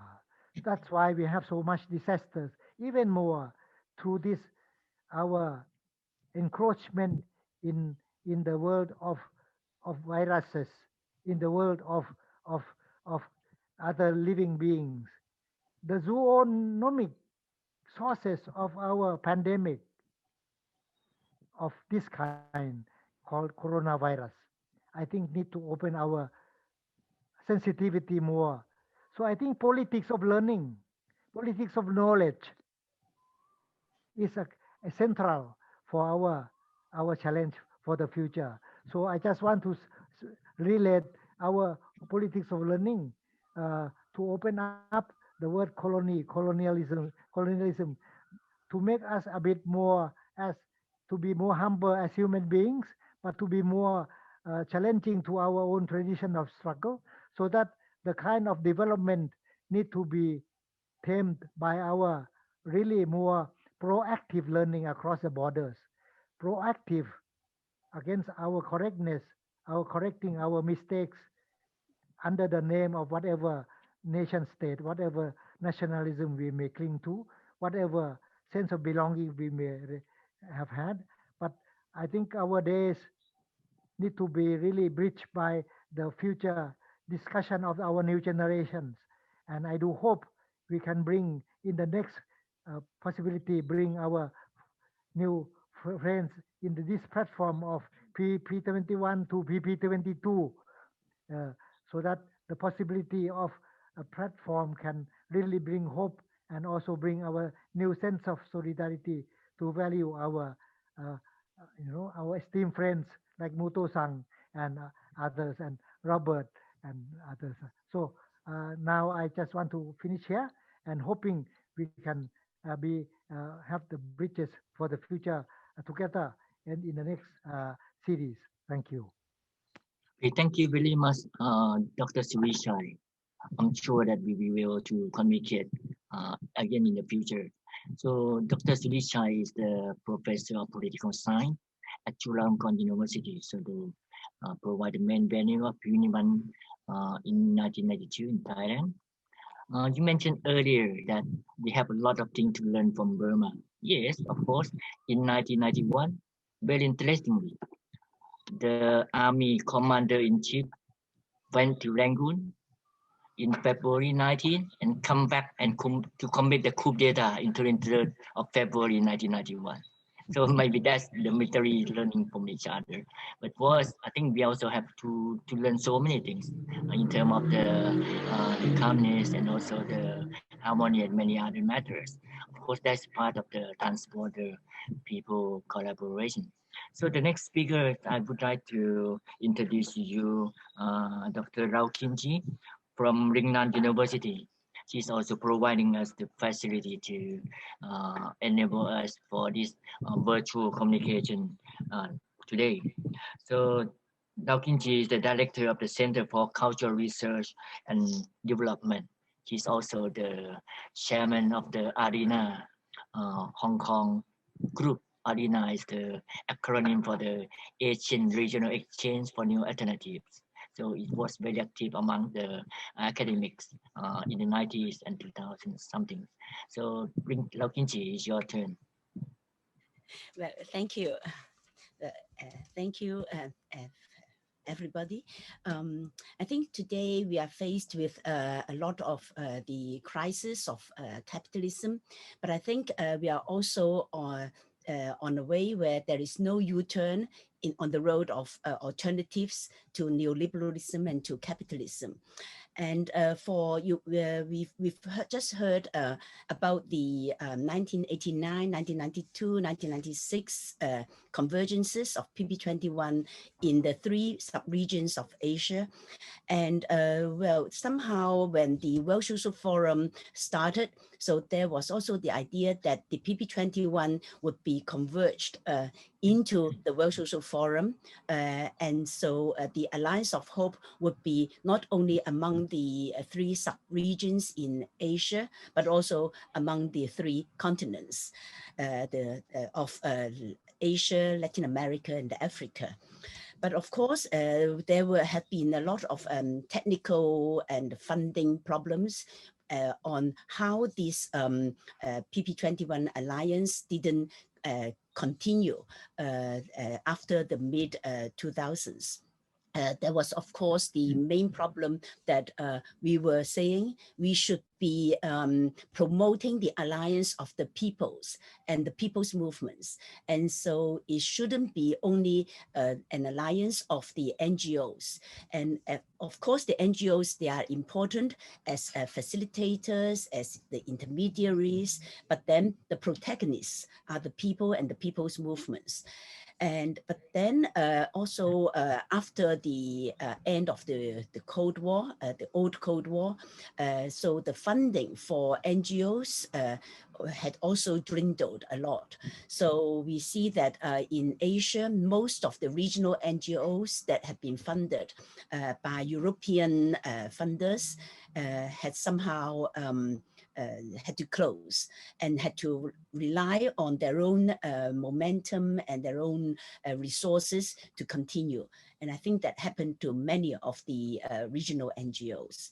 So this kind of contest, I think it was also very good in a way for us to look for self-reliance and self-sufficiency. And in Asia, when we started with the 1989 PP21, the focus was on the mercury poisoning, on the ecological crisis. And today, of course, we see that the ecological crisis has not ameliorated. It has actually accelerated and intensified a lot. So there was the 1984 Bhopal disaster, and then there was this 2011 Fukushima nuclear power plant disaster. So now we are faced with the pandemic that has come into the center stage, and yet the whole crisis of ecological damages and the whole problem about global warming, they are still hanging there. And for a lot of people talking about the ecological, about global warming, then we are seeing into maybe a very unsustainable possibility for humans and for a lot of other species just in the next 20 or 30 years. So with all these, then of course we see that there is more the need for a broad alliance of hope, and hope is the key word that we have here. I just now listening to Mutto, Surichai, Nimalka. It was a very emotional moment for me because I was brought into this network of the PP21 in 1992 when I attended the convergence in Thailand.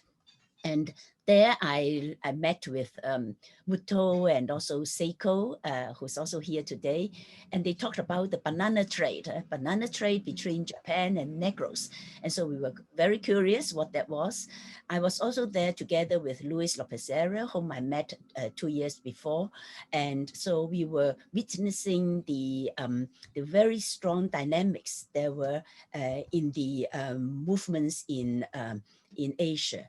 But what also impressed me a lot was the convergence of the indigenous peoples in 92, and then later on in 1996. I remember that in 1996, when we were landing in Nepal, in Kathmandu, there was the general strike. So there was no vehicles to take us along. So we were actually holding on to our luggage, going on a rickshaw with an umbrella because it was drizzling. So we were going from the airport to the hotel on a rickshaw. But then in 1996, then we, apart from a very strong presence of the indigenous peoples, there was also the presence of the Zapatista supporter who talked about what was happening there since 1994. And I remember that it was a very emotional moment. I remember that I was with Raymond listening to the speaker. And when she finished her speech, we were in tears. And so I feel that these moments, they had been moments shaping my horizon that would go beyond just a very maybe a narrow nationalism, or so that we could extend our horizon. And so during those days, then I was still in my mid and late 30s, so the so-called younger generation compared to Mutu-san and Mushakoji-san. But then these convergences were very important in bringing to the center stage the plight of the subaltern peoples, especially those of the indigenous peoples, and how they had been the victim, as Surichai just said, but also the subject of history. And so from after 96, then we had been trying to do more research, and we had paid a lot of visits to many places in Latin America, also to other places, for example, in Kerala, where we were trying to learn from the People's Science Movement. And I feel that I feel that in all these journeys, we had to look at not only the question of human rights and democracy as presented only in the context of parliamentary democracy or very Eurocentric forms of democracy. So for example, when Nepal got rid of the monarchy in the year 2008, of course, we were quite excited, but then it has been 12 years and we still do not have the proper land reform to distribute land to the farmers. And we see that in many places now the question of authoritarianism and many of such questions have come up, but at the same time there are also issues of livelihood, issues of social inequality.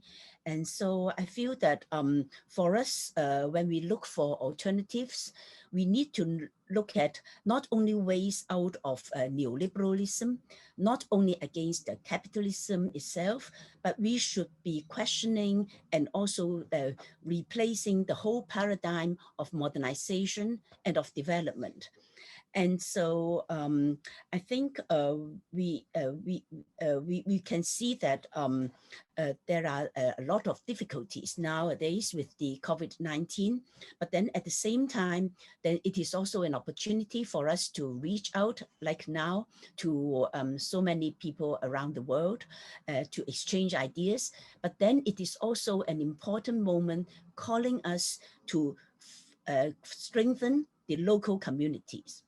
Local community support with reciprocity, with values of mutual aid are now much more needed than other times. So we see very vibrant movements of the in the housing movement, and I'm very glad that Mike Davis has joined us. He's from the international movement to support people who are evicted from their homes, to demand for some very, very basic rights, that for shelter, for food. And so I feel that we during this COVID-19 times, they are very difficult times, but they are also compelling us to look for alternatives. So alternatives, so Muto just said, sustainability is not instrumental. We need a civilizational change. And I feel that we need a civilizational change, and where can we find it? I feel that it's not that that when we talk of the slogan, another world is possible with the World Social Forum, that it is in the future. Another world is already here, and is already here among a lot of community groups, among a lot of struggles. And so it's not that it is something in the future or something which is on the outside. They are here, and they are here and now. And so we also need to change the ways we see things, the ways we act, so that we would not be dragged down into pessimism or despair. And of course, the world is going to very, very acute crisis, and we could be envisioning the end of humanity.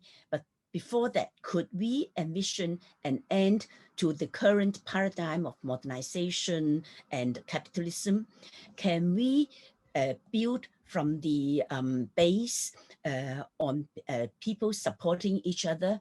The question is, even with the Zapatistas, which have been a very good model for when we try to see how they have been trying to refuse the government's aids, they refuse the corporations raise, they also refuse to be drawn into the game of parliamentary elections, because you change the foreman, you change the managers, but you do not change the owners. And so they have been very insistent that they will be building the communities on a self-reliant basis. And I read a paragraph which is very impressive. It was an interview made with one of the good government members in 2003, when they started to promote the Caracals, that is the good government. And the person said, before, we never imagined, what we could dream of was that there would be doctors and teachers coming to our communities. But we never dreamed that we are ourselves the doctors and the teachers and the architects. But now we are, and our children are also these professionals.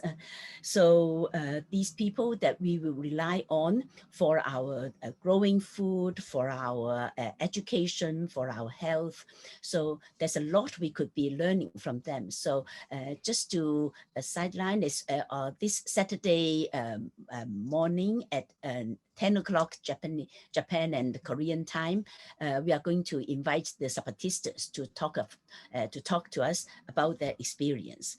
So I feel that we are already in this state, and so there is nothing we can do except to continue to keep our hope and also to keep our work at the very local community level, to rebuild the communities of trust and of mutual support. And I would like to end with the one saying from the Zapatistas that I like very much. They say that among the indigenous communities, every I is a we. So it is not the individualism of the Western so-called civilizations. It is the kind of collective. They say that even in some of the indigenous dialects in Chiapas, they do not have the word I. They do not have the word I there. And the we is not a static noun. It is a process of weing. So we are forming different groups and we form different alliances, different collectives, and we will try to depend on ourselves for our livelihood. So I feel that with the pandemic now, with the crisis that we could envisage about food, about water, about jobs, so it is time that maybe we should be looking more for ways for self-sufficiency. It's like Cuba in the 1990s. It's like the Zapatistas for all these 27 years after the uprising, that they are very good examples of people and of communities looking for self-sufficiency, looking for self-reliance, as much as possible, the link from the predative world and the logic. So I would like to repeat, there is no U-turn on the road of alternatives. And so I hope that with this, we could be starting a new phase of the PP21 Alliance. We are already 20 years into the 21st century, but then I think with our efforts and with the young people joining us, with our senior members still mentoring us, then I know we will be moving forward with courage and with hope. Thank you. Okay, thank you very much, Kinji, for your inspiring message. Since we are already almost 2 hours, so we may have to extend it for some time, since many speakers haven't been able to talk yet. Actually, Kinji is also very instrumental to PP21 process after 1996. So she carried the message throughout the century and across the region, while our friends from South Asia were trying very hard to take another new initiatives in resolving the problem.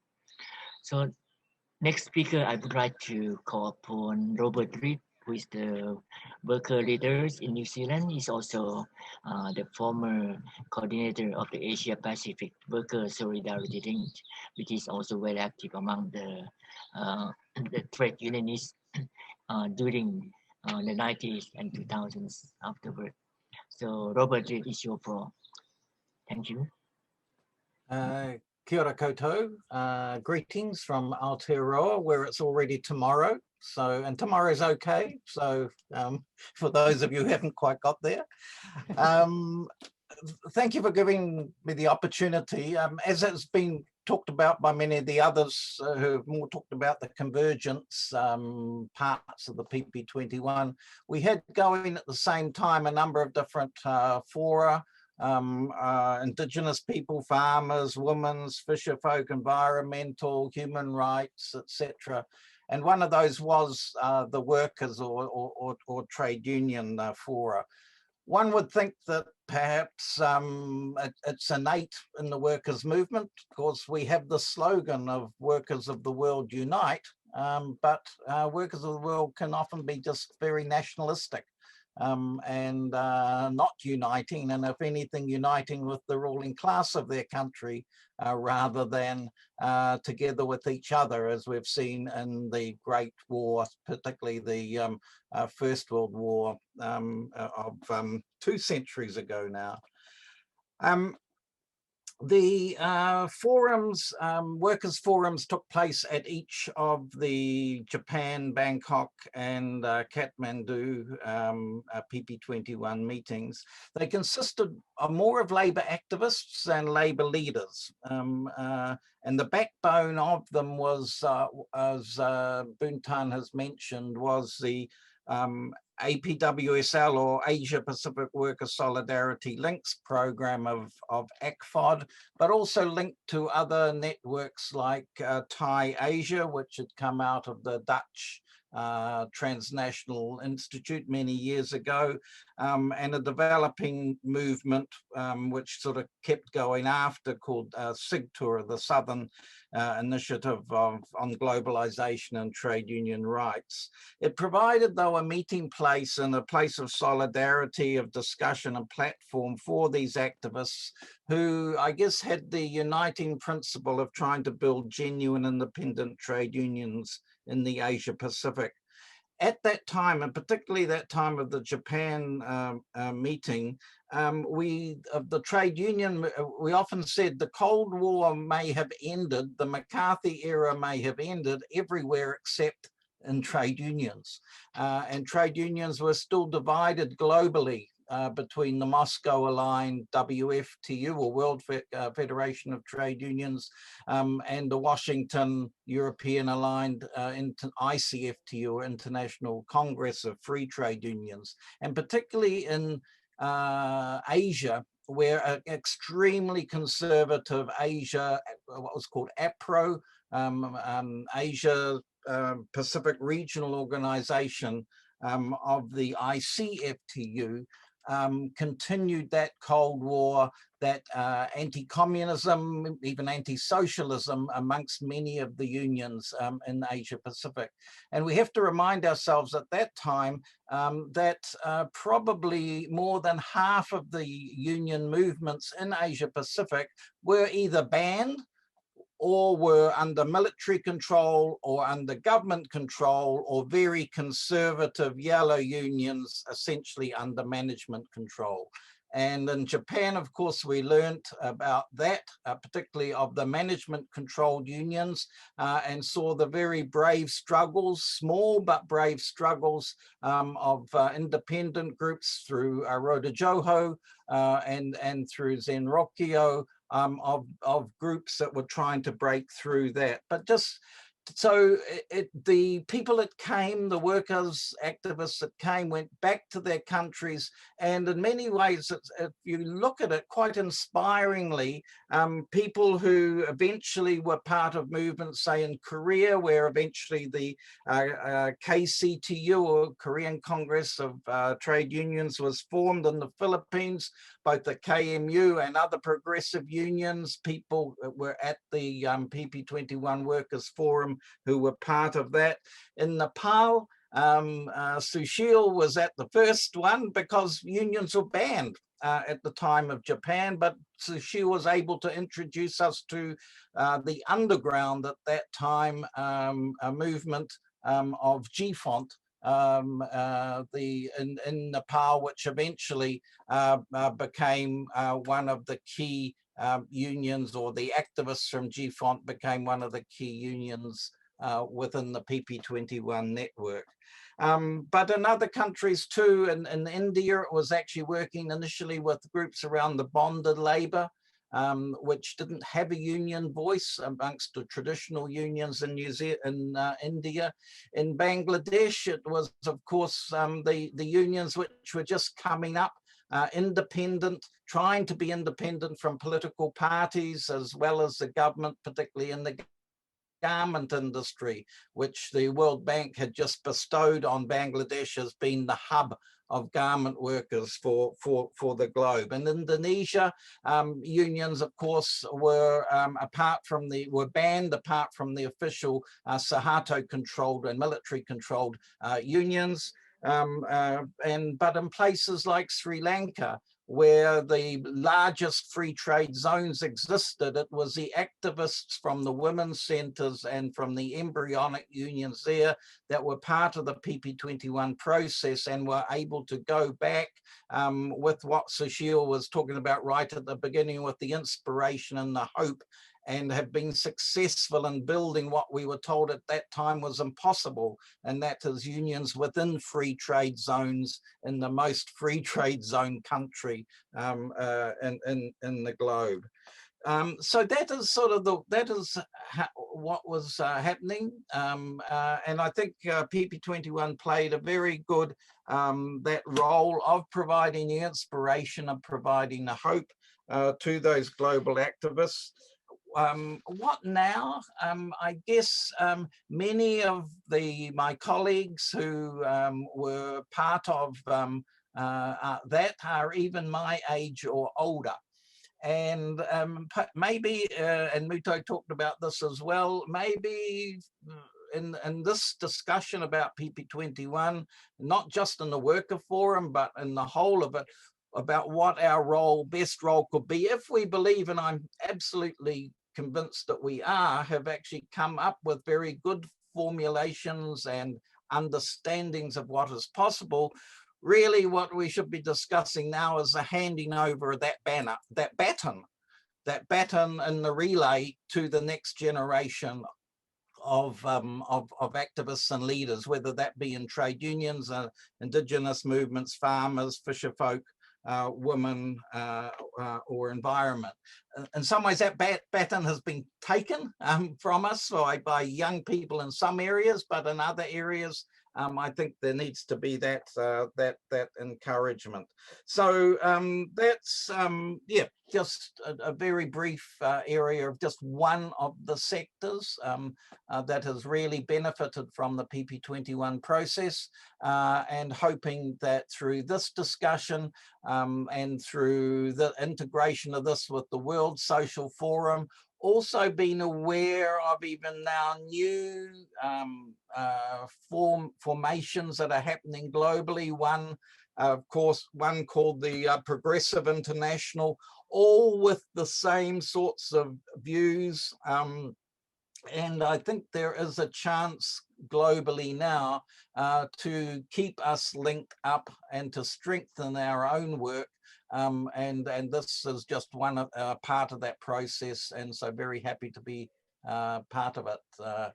Tēnā koutou, tēnā koutou, tēnā koutou katoa. So thank you very much, Robert. So you remind me what's happening there, all three events. So this is also very challenging to all of us, working class struggle. You have to continue in everywhere, every country. So the next speakers are Kinoma from Burma. She might be only the one who haven't joined the PP21 in 1989 or 1992 or either 1996. But however, remember that in 1992 at the PP21 in Thailand, so there is a space for the International Tribunal, People Tribunal on the Human Rights and Social Justice. So that International Tribunal presided by Justice Pakawati from India, Thongbai Thongpao, the human rights lawyers from Thailand who already passed away, and many other people, including the sister from our Maori friend during that time. So Burma, Thailand, and East Timor were the three key massacres which have been put forward to the International People Tribunal. So Kinoma, after you listen to the senior citizens, senior speakers, how do you find what is relevant to your context, or how it fit to your experience by being the student leaders in the 88th generation in Burma, and also carry on the message, carry on the struggle for the democratic Burma even up to now. So Kinoma, as I know at the moment, she's also the founding member of the organization called Progressive Voice, which is the research and advocacy organization, also playing the role of the women human rights defender. So Kinoma is your role. Thank you so much, P. Bondan, and to all my previous speakers who really inspire me with all of your insights and sharing of the journey of the PP21 that you just in the past 2 hours like brought me through. And it is very true when you were all coming together in 1992, and I was also in a different part of the world where I was trying to actually get on my feet to really be able to come back to work for the Burmese democracy movement based along the Thai-Burma border. Um, I I mean like for like hearing, listening to all of you, which also gave me a lot of emotion too, you know, a lot of emotion because like P. Bontan introduced me. I was one of the uh, organizer of the 1988 democracy movement, and that was a nationwide pro-democracy uprising, as you all know well. And I had I'm using the word I had many colleagues with me throughout this democracy movement journey of 20 plus years since 1988. But as you all know, Burma or Myanmar opened up to the world since 2010. So over the last decade, for the past decade, many people are able to travel to Burma, Myanmar, meet with the people. You know, like many people in the world thought democracy transition in Myanmar was very smooth and velvet. So the narrative of uh, Burmese people's democracy movement result was kind of inspiring to many people in different parts of the world. But people like us who give our youth life, you know, like being in exile, keep struggling for the change in the country from across the border, from Thailand, from India, from Bangladesh, from China border. Many of us know that narrative of the velvet transition to democracy kind of narrative that world built, was not true. We know that because now I'm recalling some of my previous distinguished speakers' words, like how the tools of democracy, how when the authoritarian or the military regimes, when they use such democracy, or when they wear the mask of democracy, or when they use the tools and like a hiding behind the democracy, many things become very muddy. I mean, of course, democracy itself is not black and white and clear anyway. And of course, it is also not like you can change over 24 hours either. We all know that. But also, in the name of democracy, when Myanmar started to transit to another phase, people like us know that is not really where things are heading. We know the military is still behind. We know the military also set the stage before they open the country to the world. We already know that they set the rules. So, but we become so minority, even among the activists like my colleagues. People like me who were sharing of how this can be a trap. This quote unquote democratic transition can be a trap. We were seen as cynical. We were seen as pessimistic people.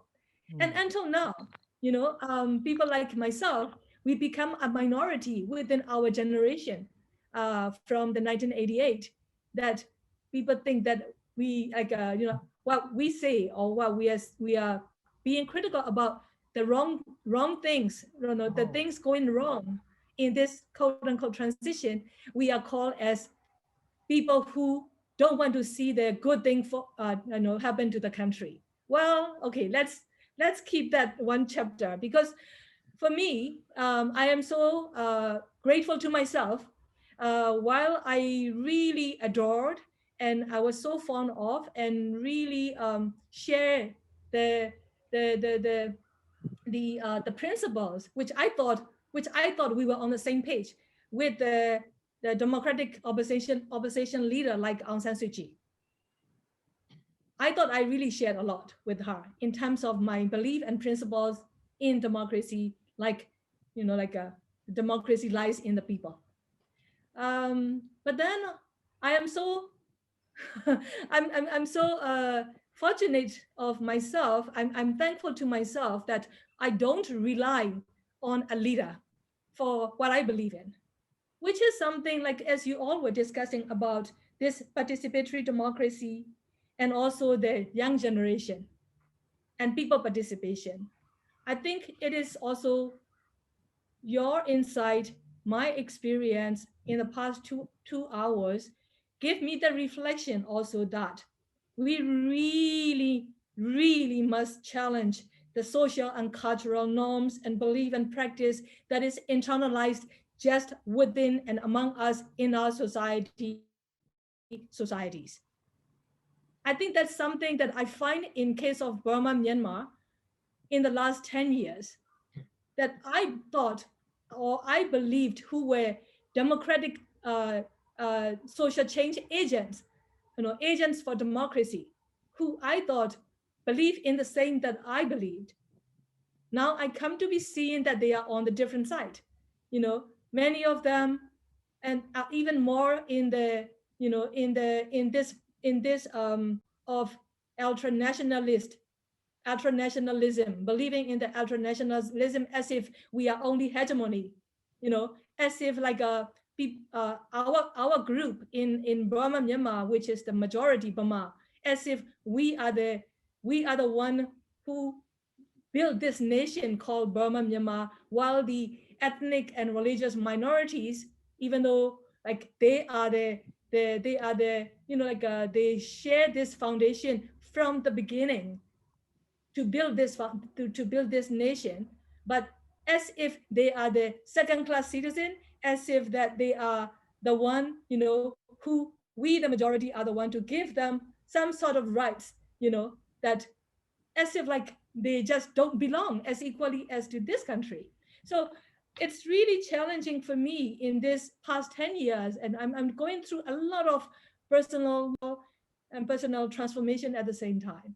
So hearing from you, what struck me in my mind right now is, as you will continue to lead the PP21, and I'm so thankful that you have welcomed me and have me join you in this in this particular moment with all kind of many challenges that we are facing.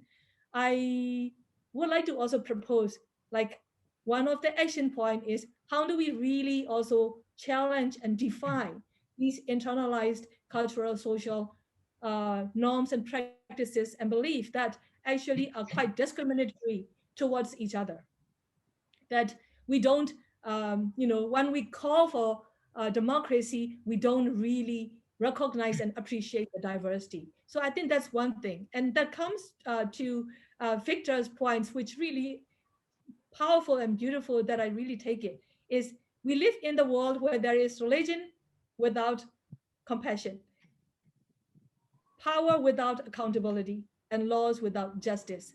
And this is exactly where a country like Burma, Myanmar is facing.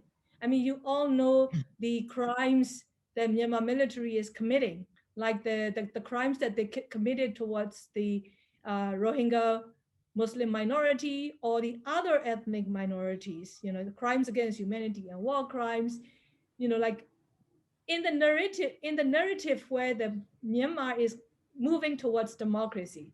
We are facing the time with the people elected government, again through the tool of democracy, right? The probably the largest tool, which is the election. So we are facing the moment where the people elected government is actually shielding, covering for this military who continues to be committing such egregious violent crimes towards the minorities in the country. So what kind of democratic transition that we are having? So now let me move to another one more point. I have two more points to raise from my very inspiring speakers before me. the alliance building, something that I'm so happy to hear that, because throughout my activist life for the 30 years, alliance building, movement building is the core value and the belief, my personal belief, which in everything that I do, always based on that. And my daily practice based on that people-to-people engagement or people-to-people collaboration, or the alliance building or movement building, and we can call it either way. But what, what how do we build hope? As one of our colleagues just also said, previous speaker, how do we actually build the hope? How do we really build the hope? I think like this alliance building is the key. Like also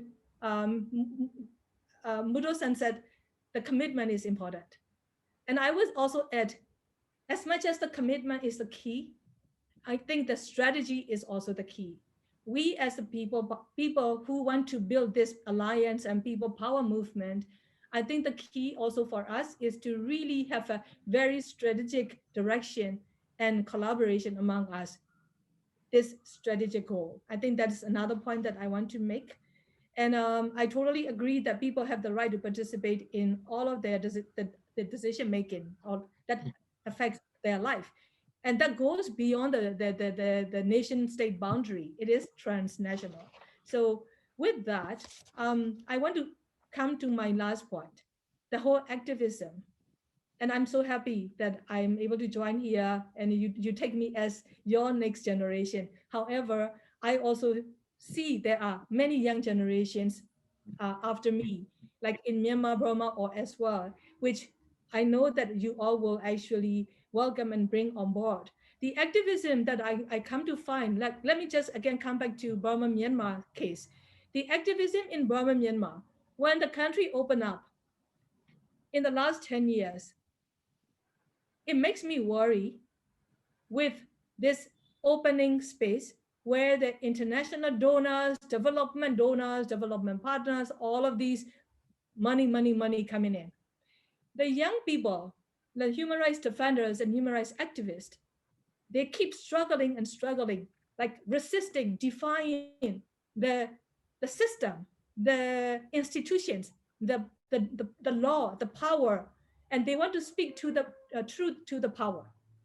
And what we find is when this quote unquote assistance or the funding or the money comes, you also come to see the donor want to actually drive our activism with their money.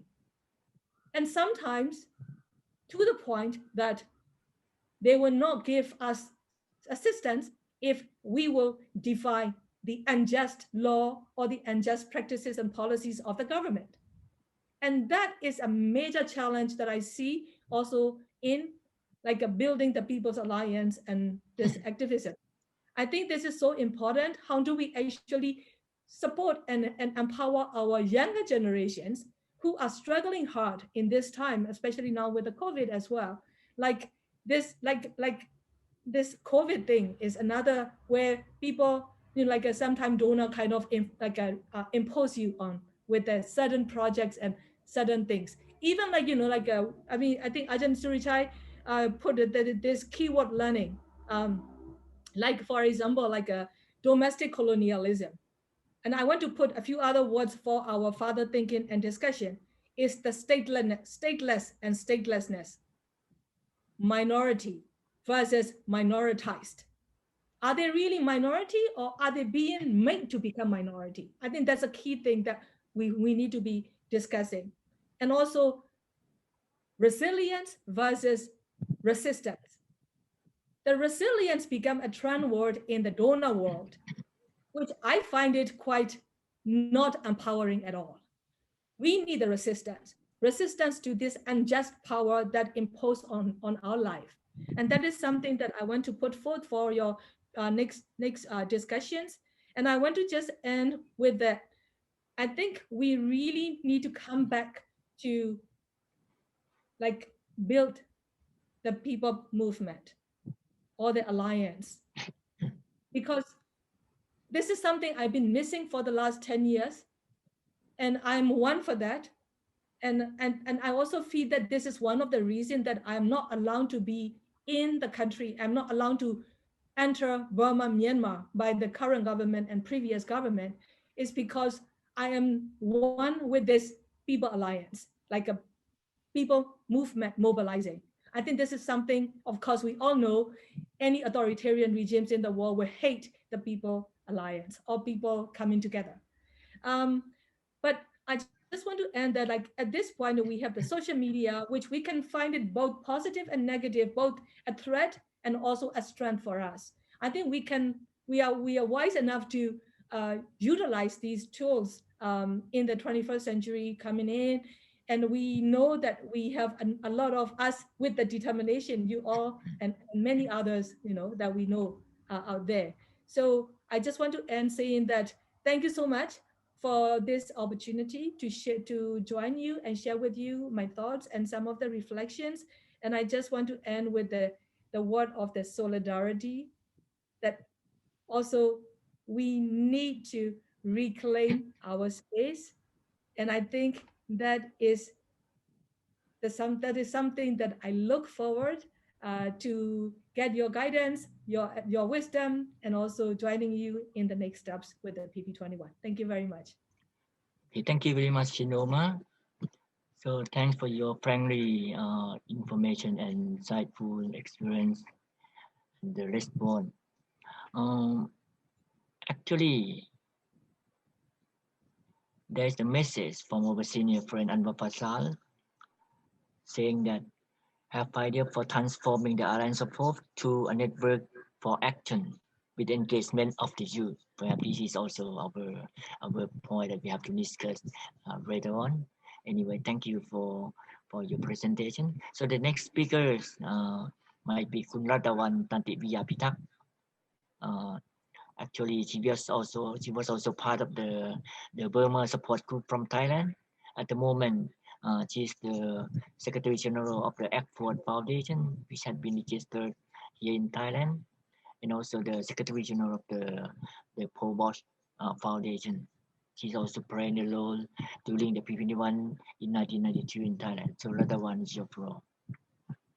Thank you. Yes. Thank you, everyone, also for your insight, sharing, input, many experience. For my reflection of PP21, I will focus in Thailand. I think there were many happening, which I like to share. And let's highlight here. Before PP21 in Thailand, the people movement or the civil society movement, NGOs, we are focusing on issue based. But PP21 has brought the integrated approach, which I think this has been very relevant and exists until today. And we believe that integrated approach might be the answer to the key issue. So there are issues like this. We have been working on community rights, the right to self-determination, migration rights. I mean, before we are more on labor rights, but the Thai labor now has more concern on the migration. So labor rights across the border. On the justice base, we have been talking more on not only illegal, but more injustice in different angles. In injustice in law, but injustice of nature or discrimination of people. Sustainable base.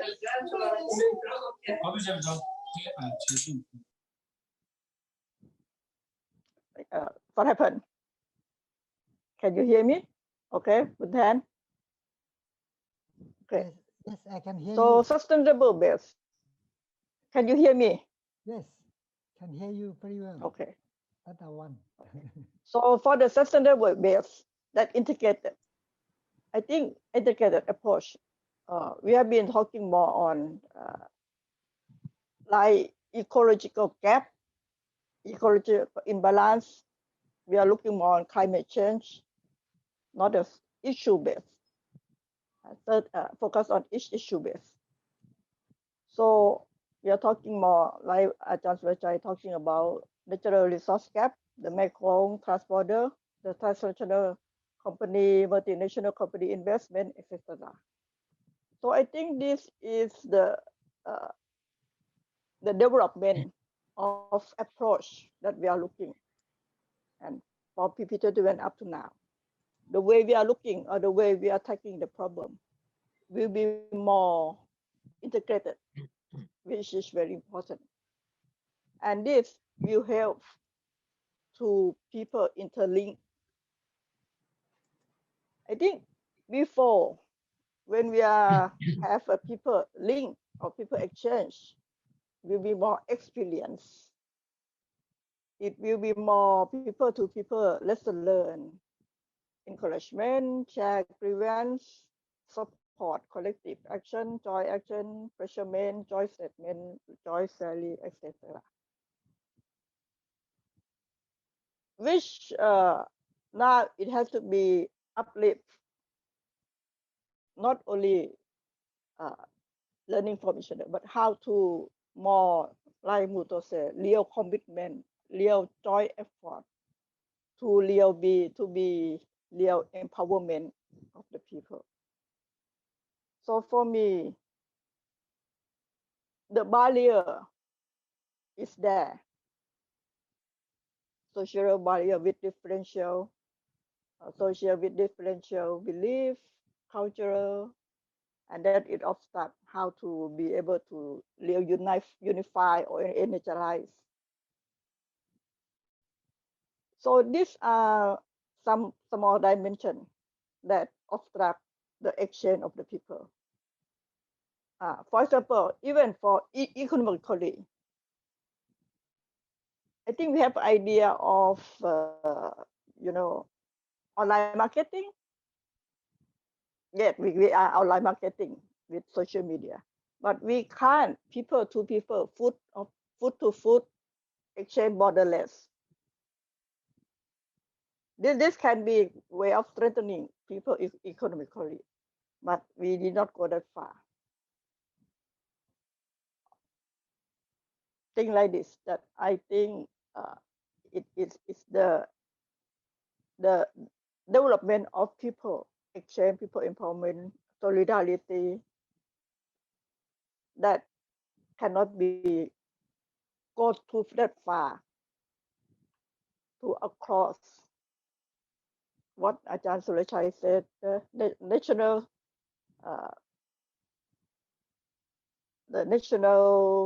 framing, right? The beyond national state framing.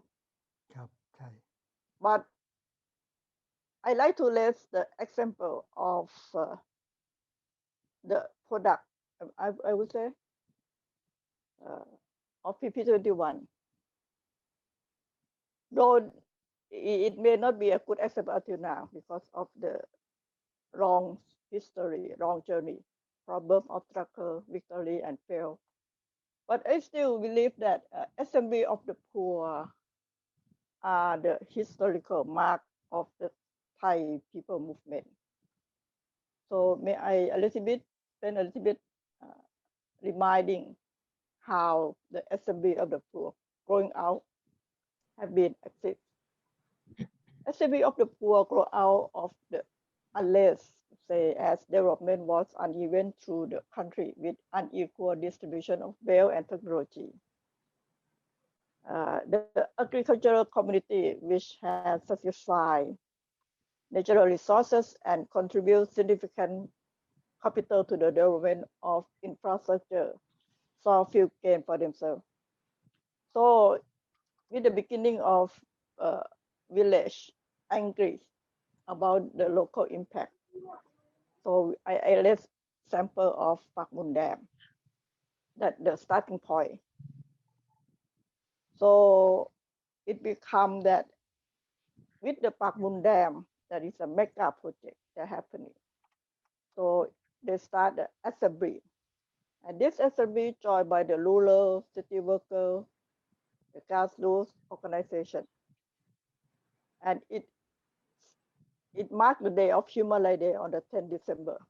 I think that is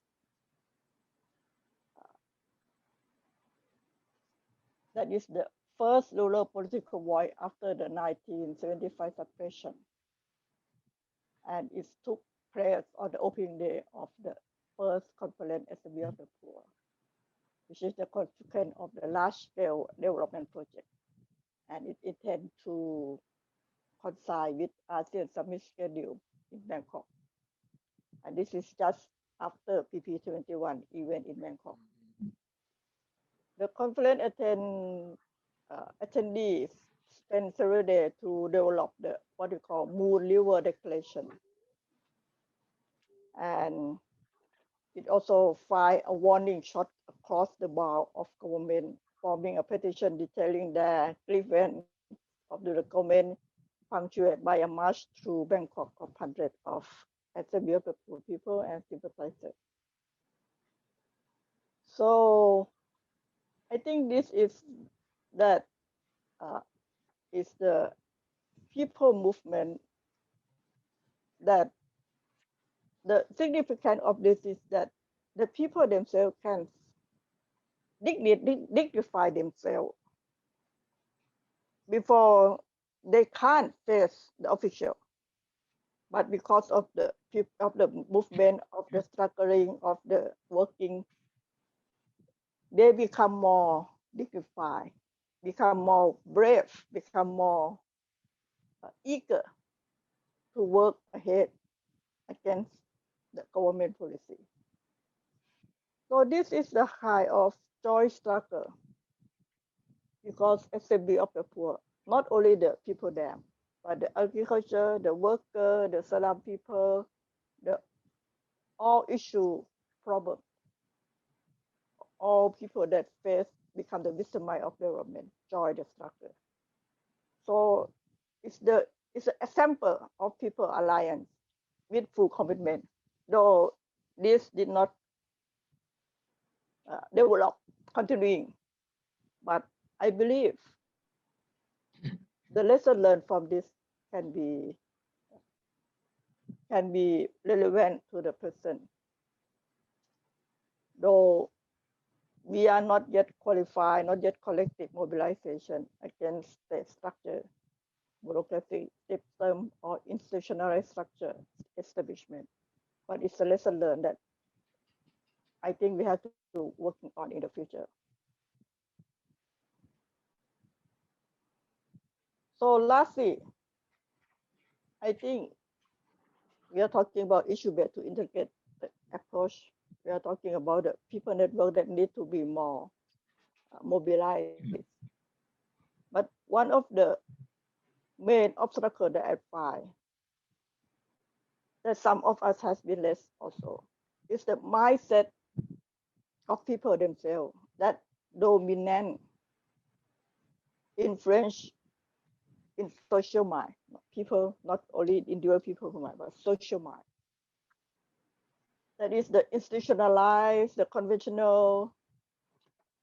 So it's not yet new normal, no? Talking has to going on.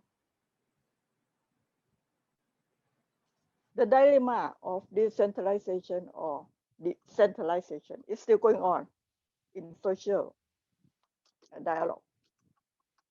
Democracy, we have questioned during Trump era. We have a democracy question about participation, only enough, or direct self-rule, or what someone said about transborder democracy, or direct democracy. The question of rule of law or rule by law.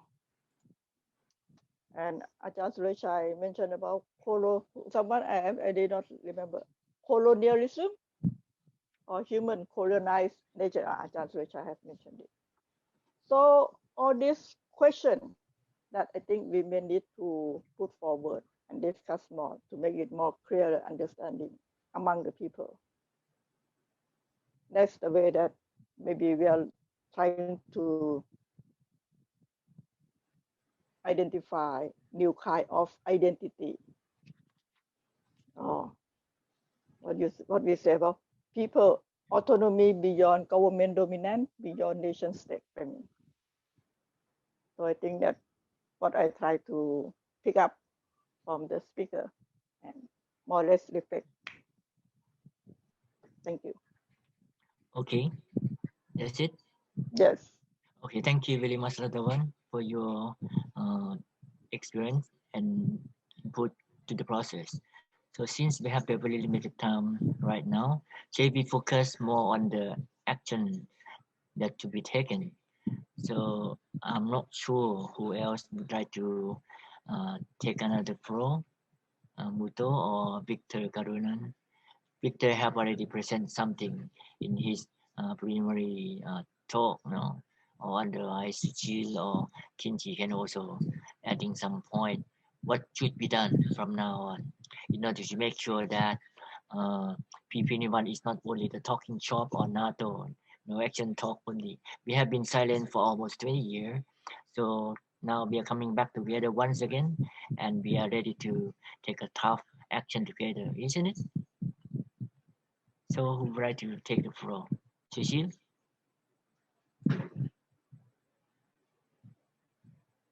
Or You know, Kinji or Seiko? I think if we summarize, what we have said, the Muto to now Ladawan, I think everybody, we are eager to see that changes. And, the challenge is like how we transfer what we learn to the younger generation. So I think we must have to have some strategy to continue this effort and bringing in a new generation. And also we must talk a bit comprehensively. If somebody can prepare, periodically, present to us that what are the challenges, and how we continue our struggle. So I think this is essential for that. In this situation of COVID, when we are not able to meet physically, but still, as Omar was saying that social media, we can use it or misuse it. So we can also use it, and also we have to go a bit deeper in the situation we are in. We cannot say no to politics. We cannot say no to state. But what type of state we want to see, and also that we talk about a participatory democracy. Like Omar was saying that resilience or resistance. This is I think we need to go a little bit deeper.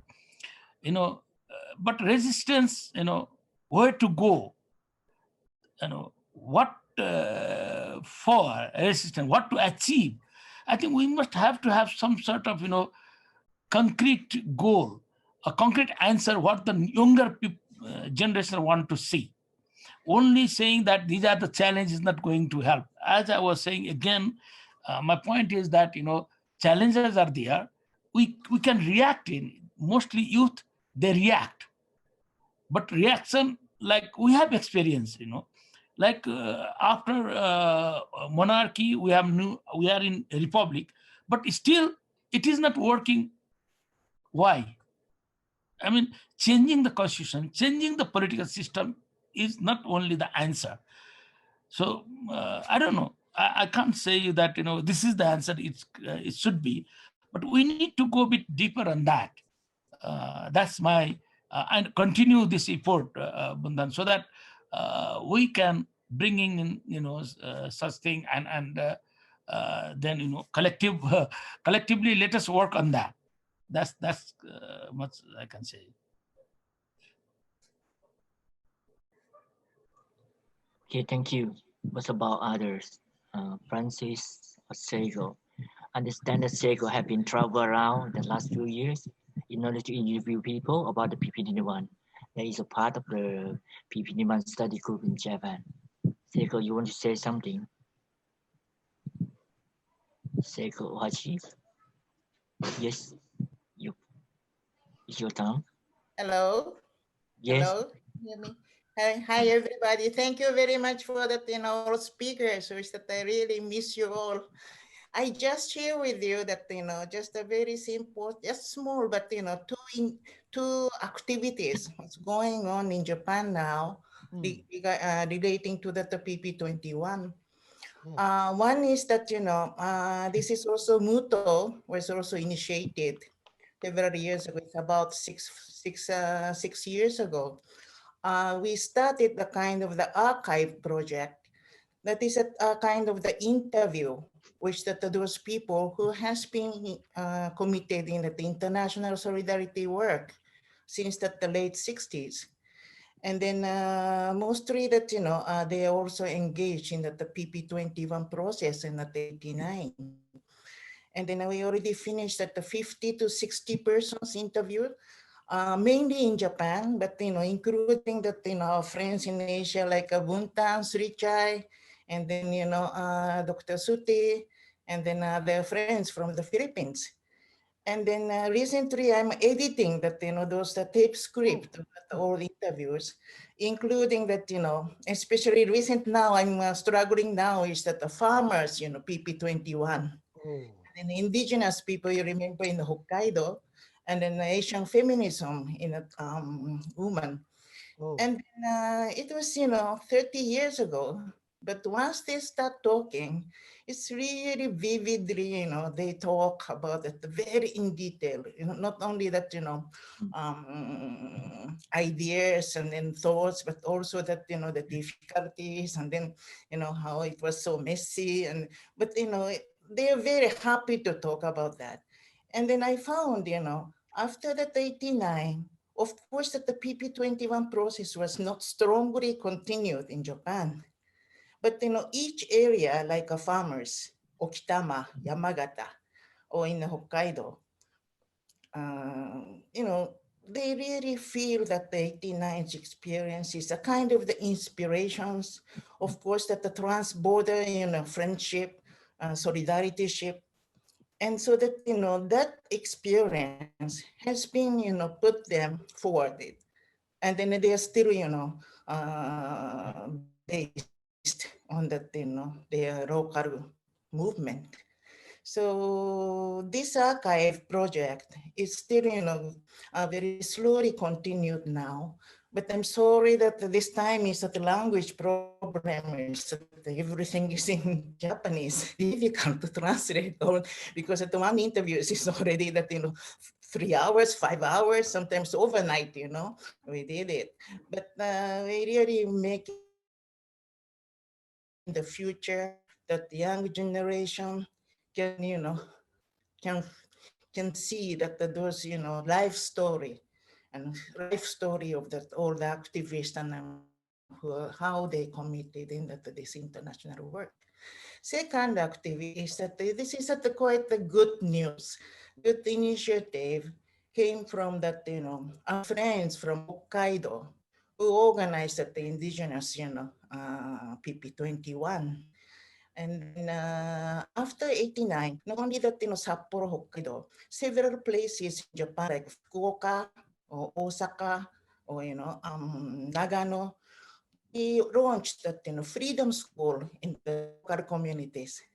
And Freedom School is that, like a Park Ampo used to organize at the Freedom School. That is at the night school to, bring that those, local citizens and then students and workers, women got together. And then the initiative means that, this time that Hokkaido group together with, remember Mr. Hanasaki, and then also Koizumi-san, those who organized the indigenous meeting, they call, especially that, young staff, they're not really young, but, still young. They are calling, PP21 website seminar. because of this COVID situation. That is also the very positive way of the COVID situation, because that, everybody can easily get together.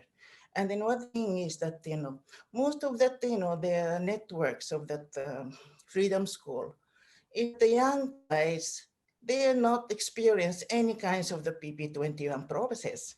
Sometimes they don't know what is PP21. But this initiative is that they really make it importance of the essence of the Minamata Declaration and what we did in that 89th initiative. So they saturate those areas and then declarations now to the new generations and new people who doesn't know that the PP21. And then they had that 2 times in the web seminar. First time is that they're inviting Mr. Muto, Hanasaki, and then also I also talk about that. What was the process? Why we did it? And then so that I know it's 50, 60 people join that kind of thing web seminars. And then the second one they did is that, especially they focus on the 90s, is that, next generation, after that the PP21 process, in Japan, how that the energy or social movement, how that the situation has been changed. And then they also invited the other resource persons. Maybe they will continue, by and by this kind of the seminar. They're seeking about that, they're not talking about the people's plan 2020, but, at least they're also talking about that. How is our plan for another, 5 years or 10 years in the future? So I think it's a quite good move, and then the initiative came out from those people. I hope this, this forum, this workshop will be continued. And then they will continue. Maybe we can share the ideas and something in the future. So that's it. Thank you very much. Okay, thank you very much, Seiko Hachi. So actually, we have some basic understanding that we are going to organize the P1 session every 26th of the month. So next session will be 26th of February. We might be focused on the youth, the young generation and the students in order to let us know what they think about the current situation and how to move forward. And for the next letter, then we will continue discussing what thematic issue that we can put in. That is the basic starting point. As you mentioned earlier, the archive, I think that is also very important. For this, I think we also try to put forward the website and the Facebook for the time being. We will try to register pp21.org and .net. So find out that it has been occupied by some companies. Some of them are the fertilizer industry, this and that. So we also try to work out which domain name will be available for us. So hopefully within the next couple of days or week, then we might be able to run our Facebook to be the channel for communication under the new virtual ELA. Okay, so who else would like to say something? Victor or Kinji or even Kinoma, as the young generation, you know very well how to use the IT technology and how to translate the Alliance of Hope into practical action. That is also the challenge. Ask a question, Pika. Can I ask a question? Yes, please. Because I know like you will have a gathering. I mean, like this forum also every month, no? Towards the month. Yeah, this is the very first time that we have the global meeting like this. Would be really good if like we can invite the youth, like from many of the youth activists in Burma, Myanmar.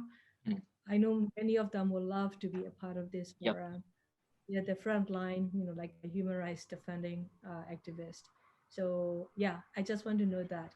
But there are many I mean, just like asking about the communication. So I'm just wondering whether we should also reach out to the different communities yet, or I mean, I would just follow your lead, but I just want to know how I can contribute for the next round. Okay. So we might be able to set up the small working group to work on that. So the 26th February, we were planning to have the youth and students forum on that. So I'm sure that we communicate. Mr. Karunan also working together with the group called Livelihood Award, this and that, so they have also the connection of the youth all to join to the process. From here, we also try to mobilize the young student and the young people from Thailand, also in Cambodia or in China to join the process. Okay. What else? Any other point you want to make a Lichai? As this is a very important,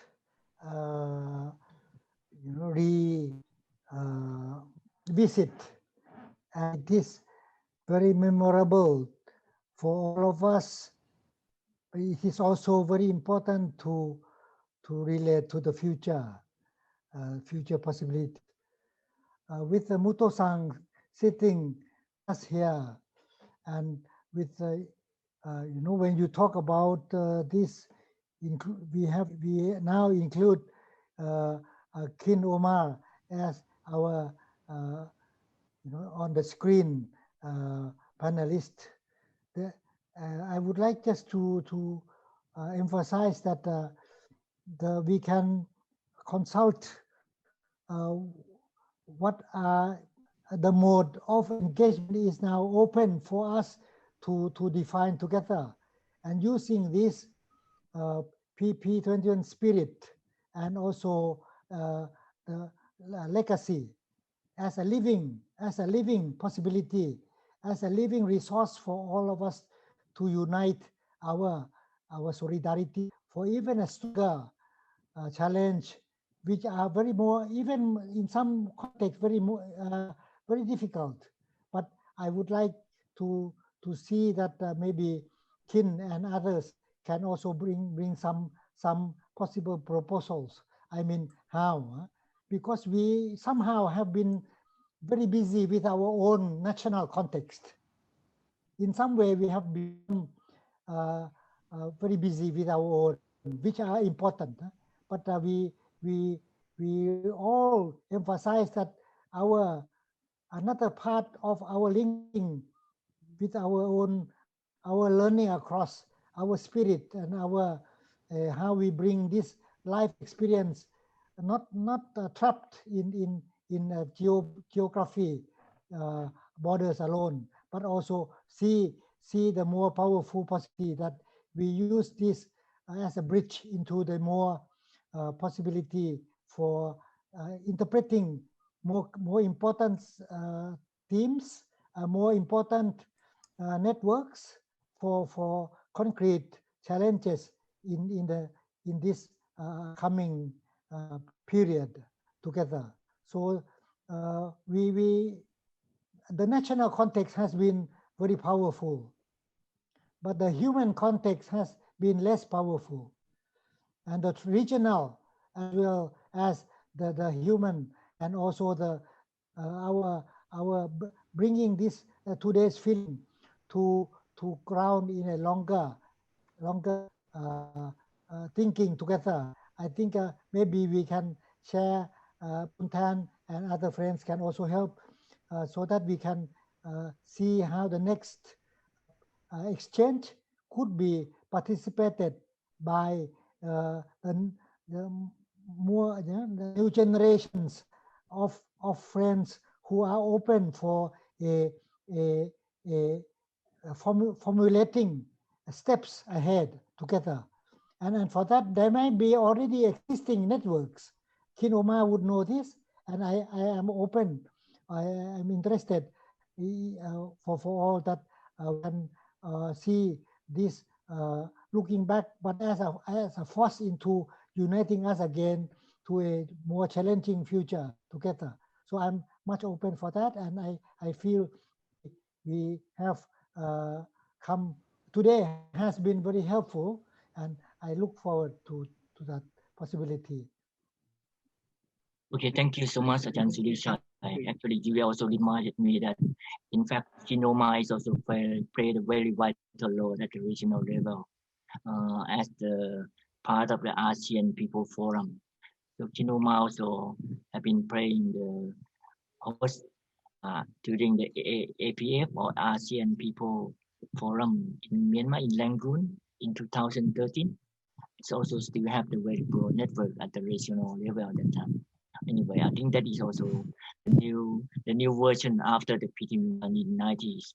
So after the 2005 onward, then ASEAN People Forum have been the regular session of the civil society in the region. Anyway, hello, can I say something? Yes, sir. Yeah, go ahead. Yeah, we have planned that 26th of each month for the next 6 months. Yes. Scheduled for this. I think it would be very helpful if you have a sense about what is coming up.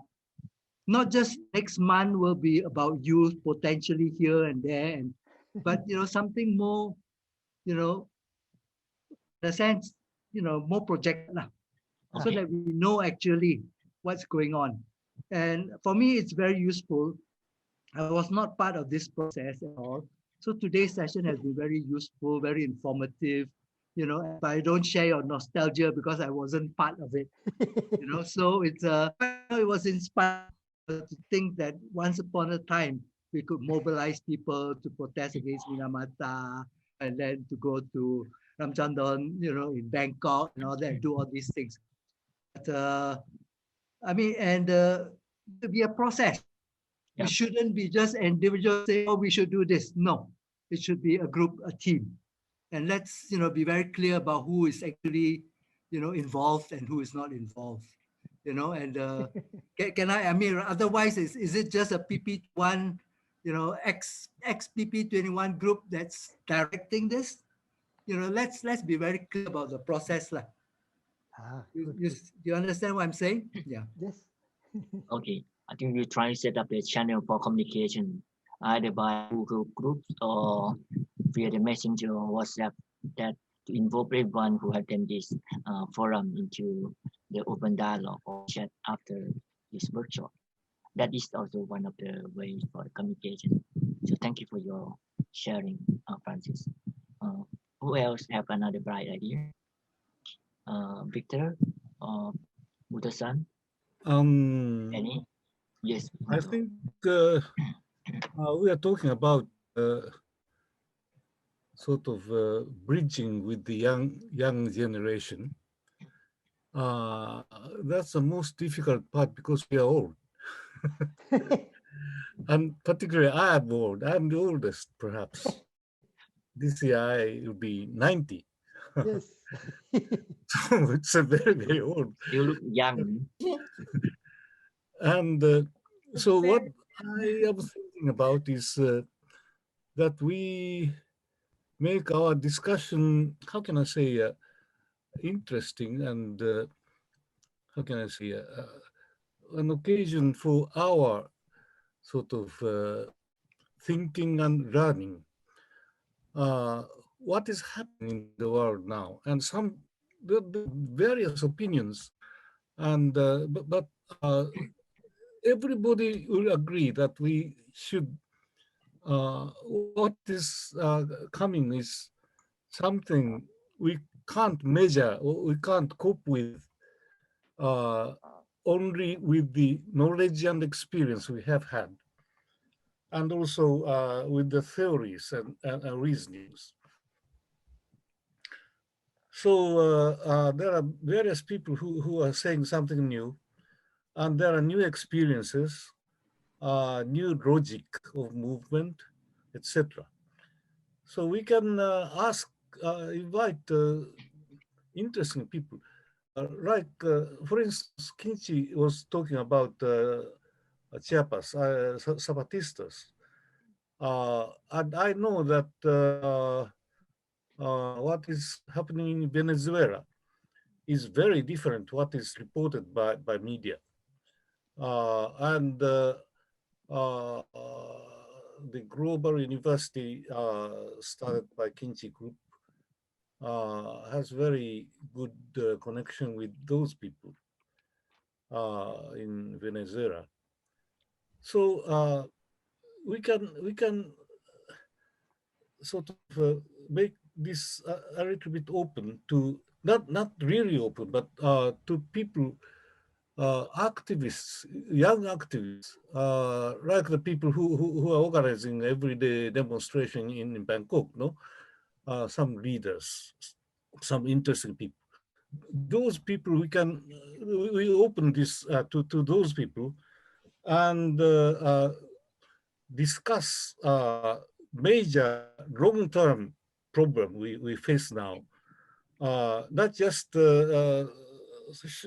well, and how to link what is happening now in short term with the long-term perspective, whether it is possible or not, kind of thing.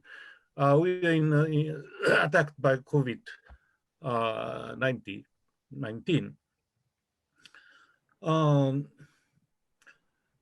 That is not just a pandemic. It's an indication of something, no, that relates to human civilization, its relation with nature, etc. No, so we can approach that. We can evaluate uh, the COVID thing, which we face in every country in a different right, in the right of the future of us, and also of the matter of alliance building, because pandemic is global, and we don't collaborate. We, so there's a burning problem, and so we open arena of discussion for those young people who are already involved and who are beginning to think, or who are thinking already. And that is the only way we can make it possible to get the transfer of experience and knowledge to the new generations. So I think Buntan and Kinchi can discuss it with Victor, and under Buntan's sort of leadership, some certain plan can be made for this sort of discussion and occasion. And PP21, I think it's a way of exercising PP21 sort of task, particular way to be done by people who came from the past, and that is a process of handing over and also learning from new experiences. So that's how I feel. Okay, thank you very much. May I Actually, have in one word? 1998, have one word? 99, I was the student. I was so young at the time. So 30 years passed, so become older. So plenty of things to do. I think thank you, Muto, for your practical suggestion. I know we have plenty of things to do, but we have to prioritize just something. Ajahn Surisha, you have anything to? Just one word. Please. I really go along with Muto-san's last suggestion, and may I request Kin Omar to join the group of planning. I think what we are hoping for, at least you see, we look for something not only with the new generation. Kin Omar mentioned a possibility of getting people from the new generation of activists, activism. So along that line, with a regional perspective, a global perspective, you can also share how we plan together. I go along with this. Okay, thank you very much. I hope Kinoma have no objection to that. So I just afraid that we have running out of time, then we may have to finish I will be within very it's a happy few and very minutes. honored. Yes, Ka. Kinki, Kinoma, what Yes, is there something, please? Go I'm ahead. saying like I will be very happy and also very honored to be able to join you and do whatever I can. Also, just one point is that because I myself, when it comes to Myanmar activist generation, I'm older generation. So when I engage with the younger generation, I always find I learn a lot from them as much as I also hear that they also learn from our generation activists.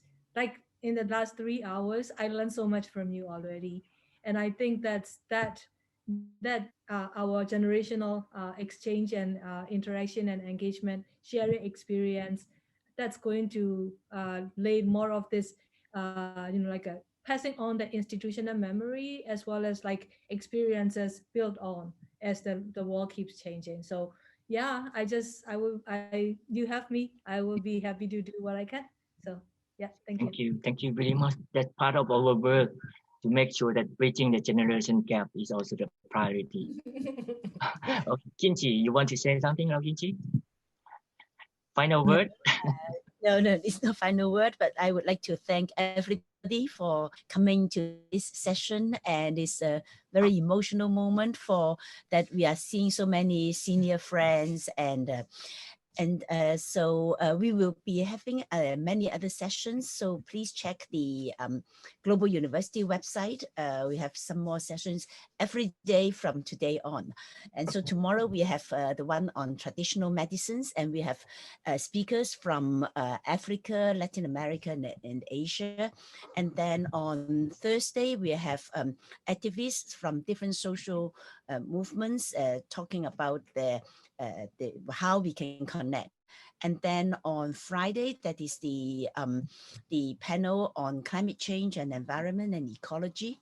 Then on Saturday morning, we will have one session on the Zapatistas' visions, voices, and practices. So please check the Global University website for this information. And I agree that we should be planning not just for one session or one other meeting, but then a longer view. So in the last century, we had the view for the next century.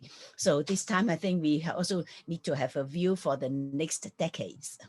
Thank you again for joining, and we thank especially the interpreters who have been working very hard for almost 3.5 hours doing the interpreting. Thank you again. Okay, thank you very much. 3.5 hours, the longest time that I take during the workshop. Anyway, thank you to all the speakers, Muto Ishiyo, Victor Karunan, Suchit Palfuren, Ajahn Sulichai Wankeo, and also Yo Lau Kinchi. Also Kinoma, Robert Reed, Badawan, and who else? Nimaka. So thanks to all the speakers and the panelists. Thanks also to the Global University for Sustainability, to Wingnan University, and also Arena Hong Kong. And hope to see you all. So we the how do you call that, the video clip into the website soon. So hopefully you will be able to keep in touch with all of us, and then we see each other in the future. So thank you for your participation and also your insight, experience, and sharing. So hope to see you all once again. Thanks to you also, Buntan, for your excellence moderator, helping facilitating this Thank you. We were trying to do the international verbal conference like this. This is also some technical problem. So hope to see you all again next time. At least on 26th of February, we keep you informed what's going on, and then for beyond, then we continue our dialogue and work out as proposed by Ajahn Sulichai and Dr. Muto. Okay, thank you so much. Thank you. Hope to see you again. Bye. Bye. Bye. Good Bye. evening. Thanks, Kinchi. สวัสดีค่ะ สวัสดีค่ะ Bye.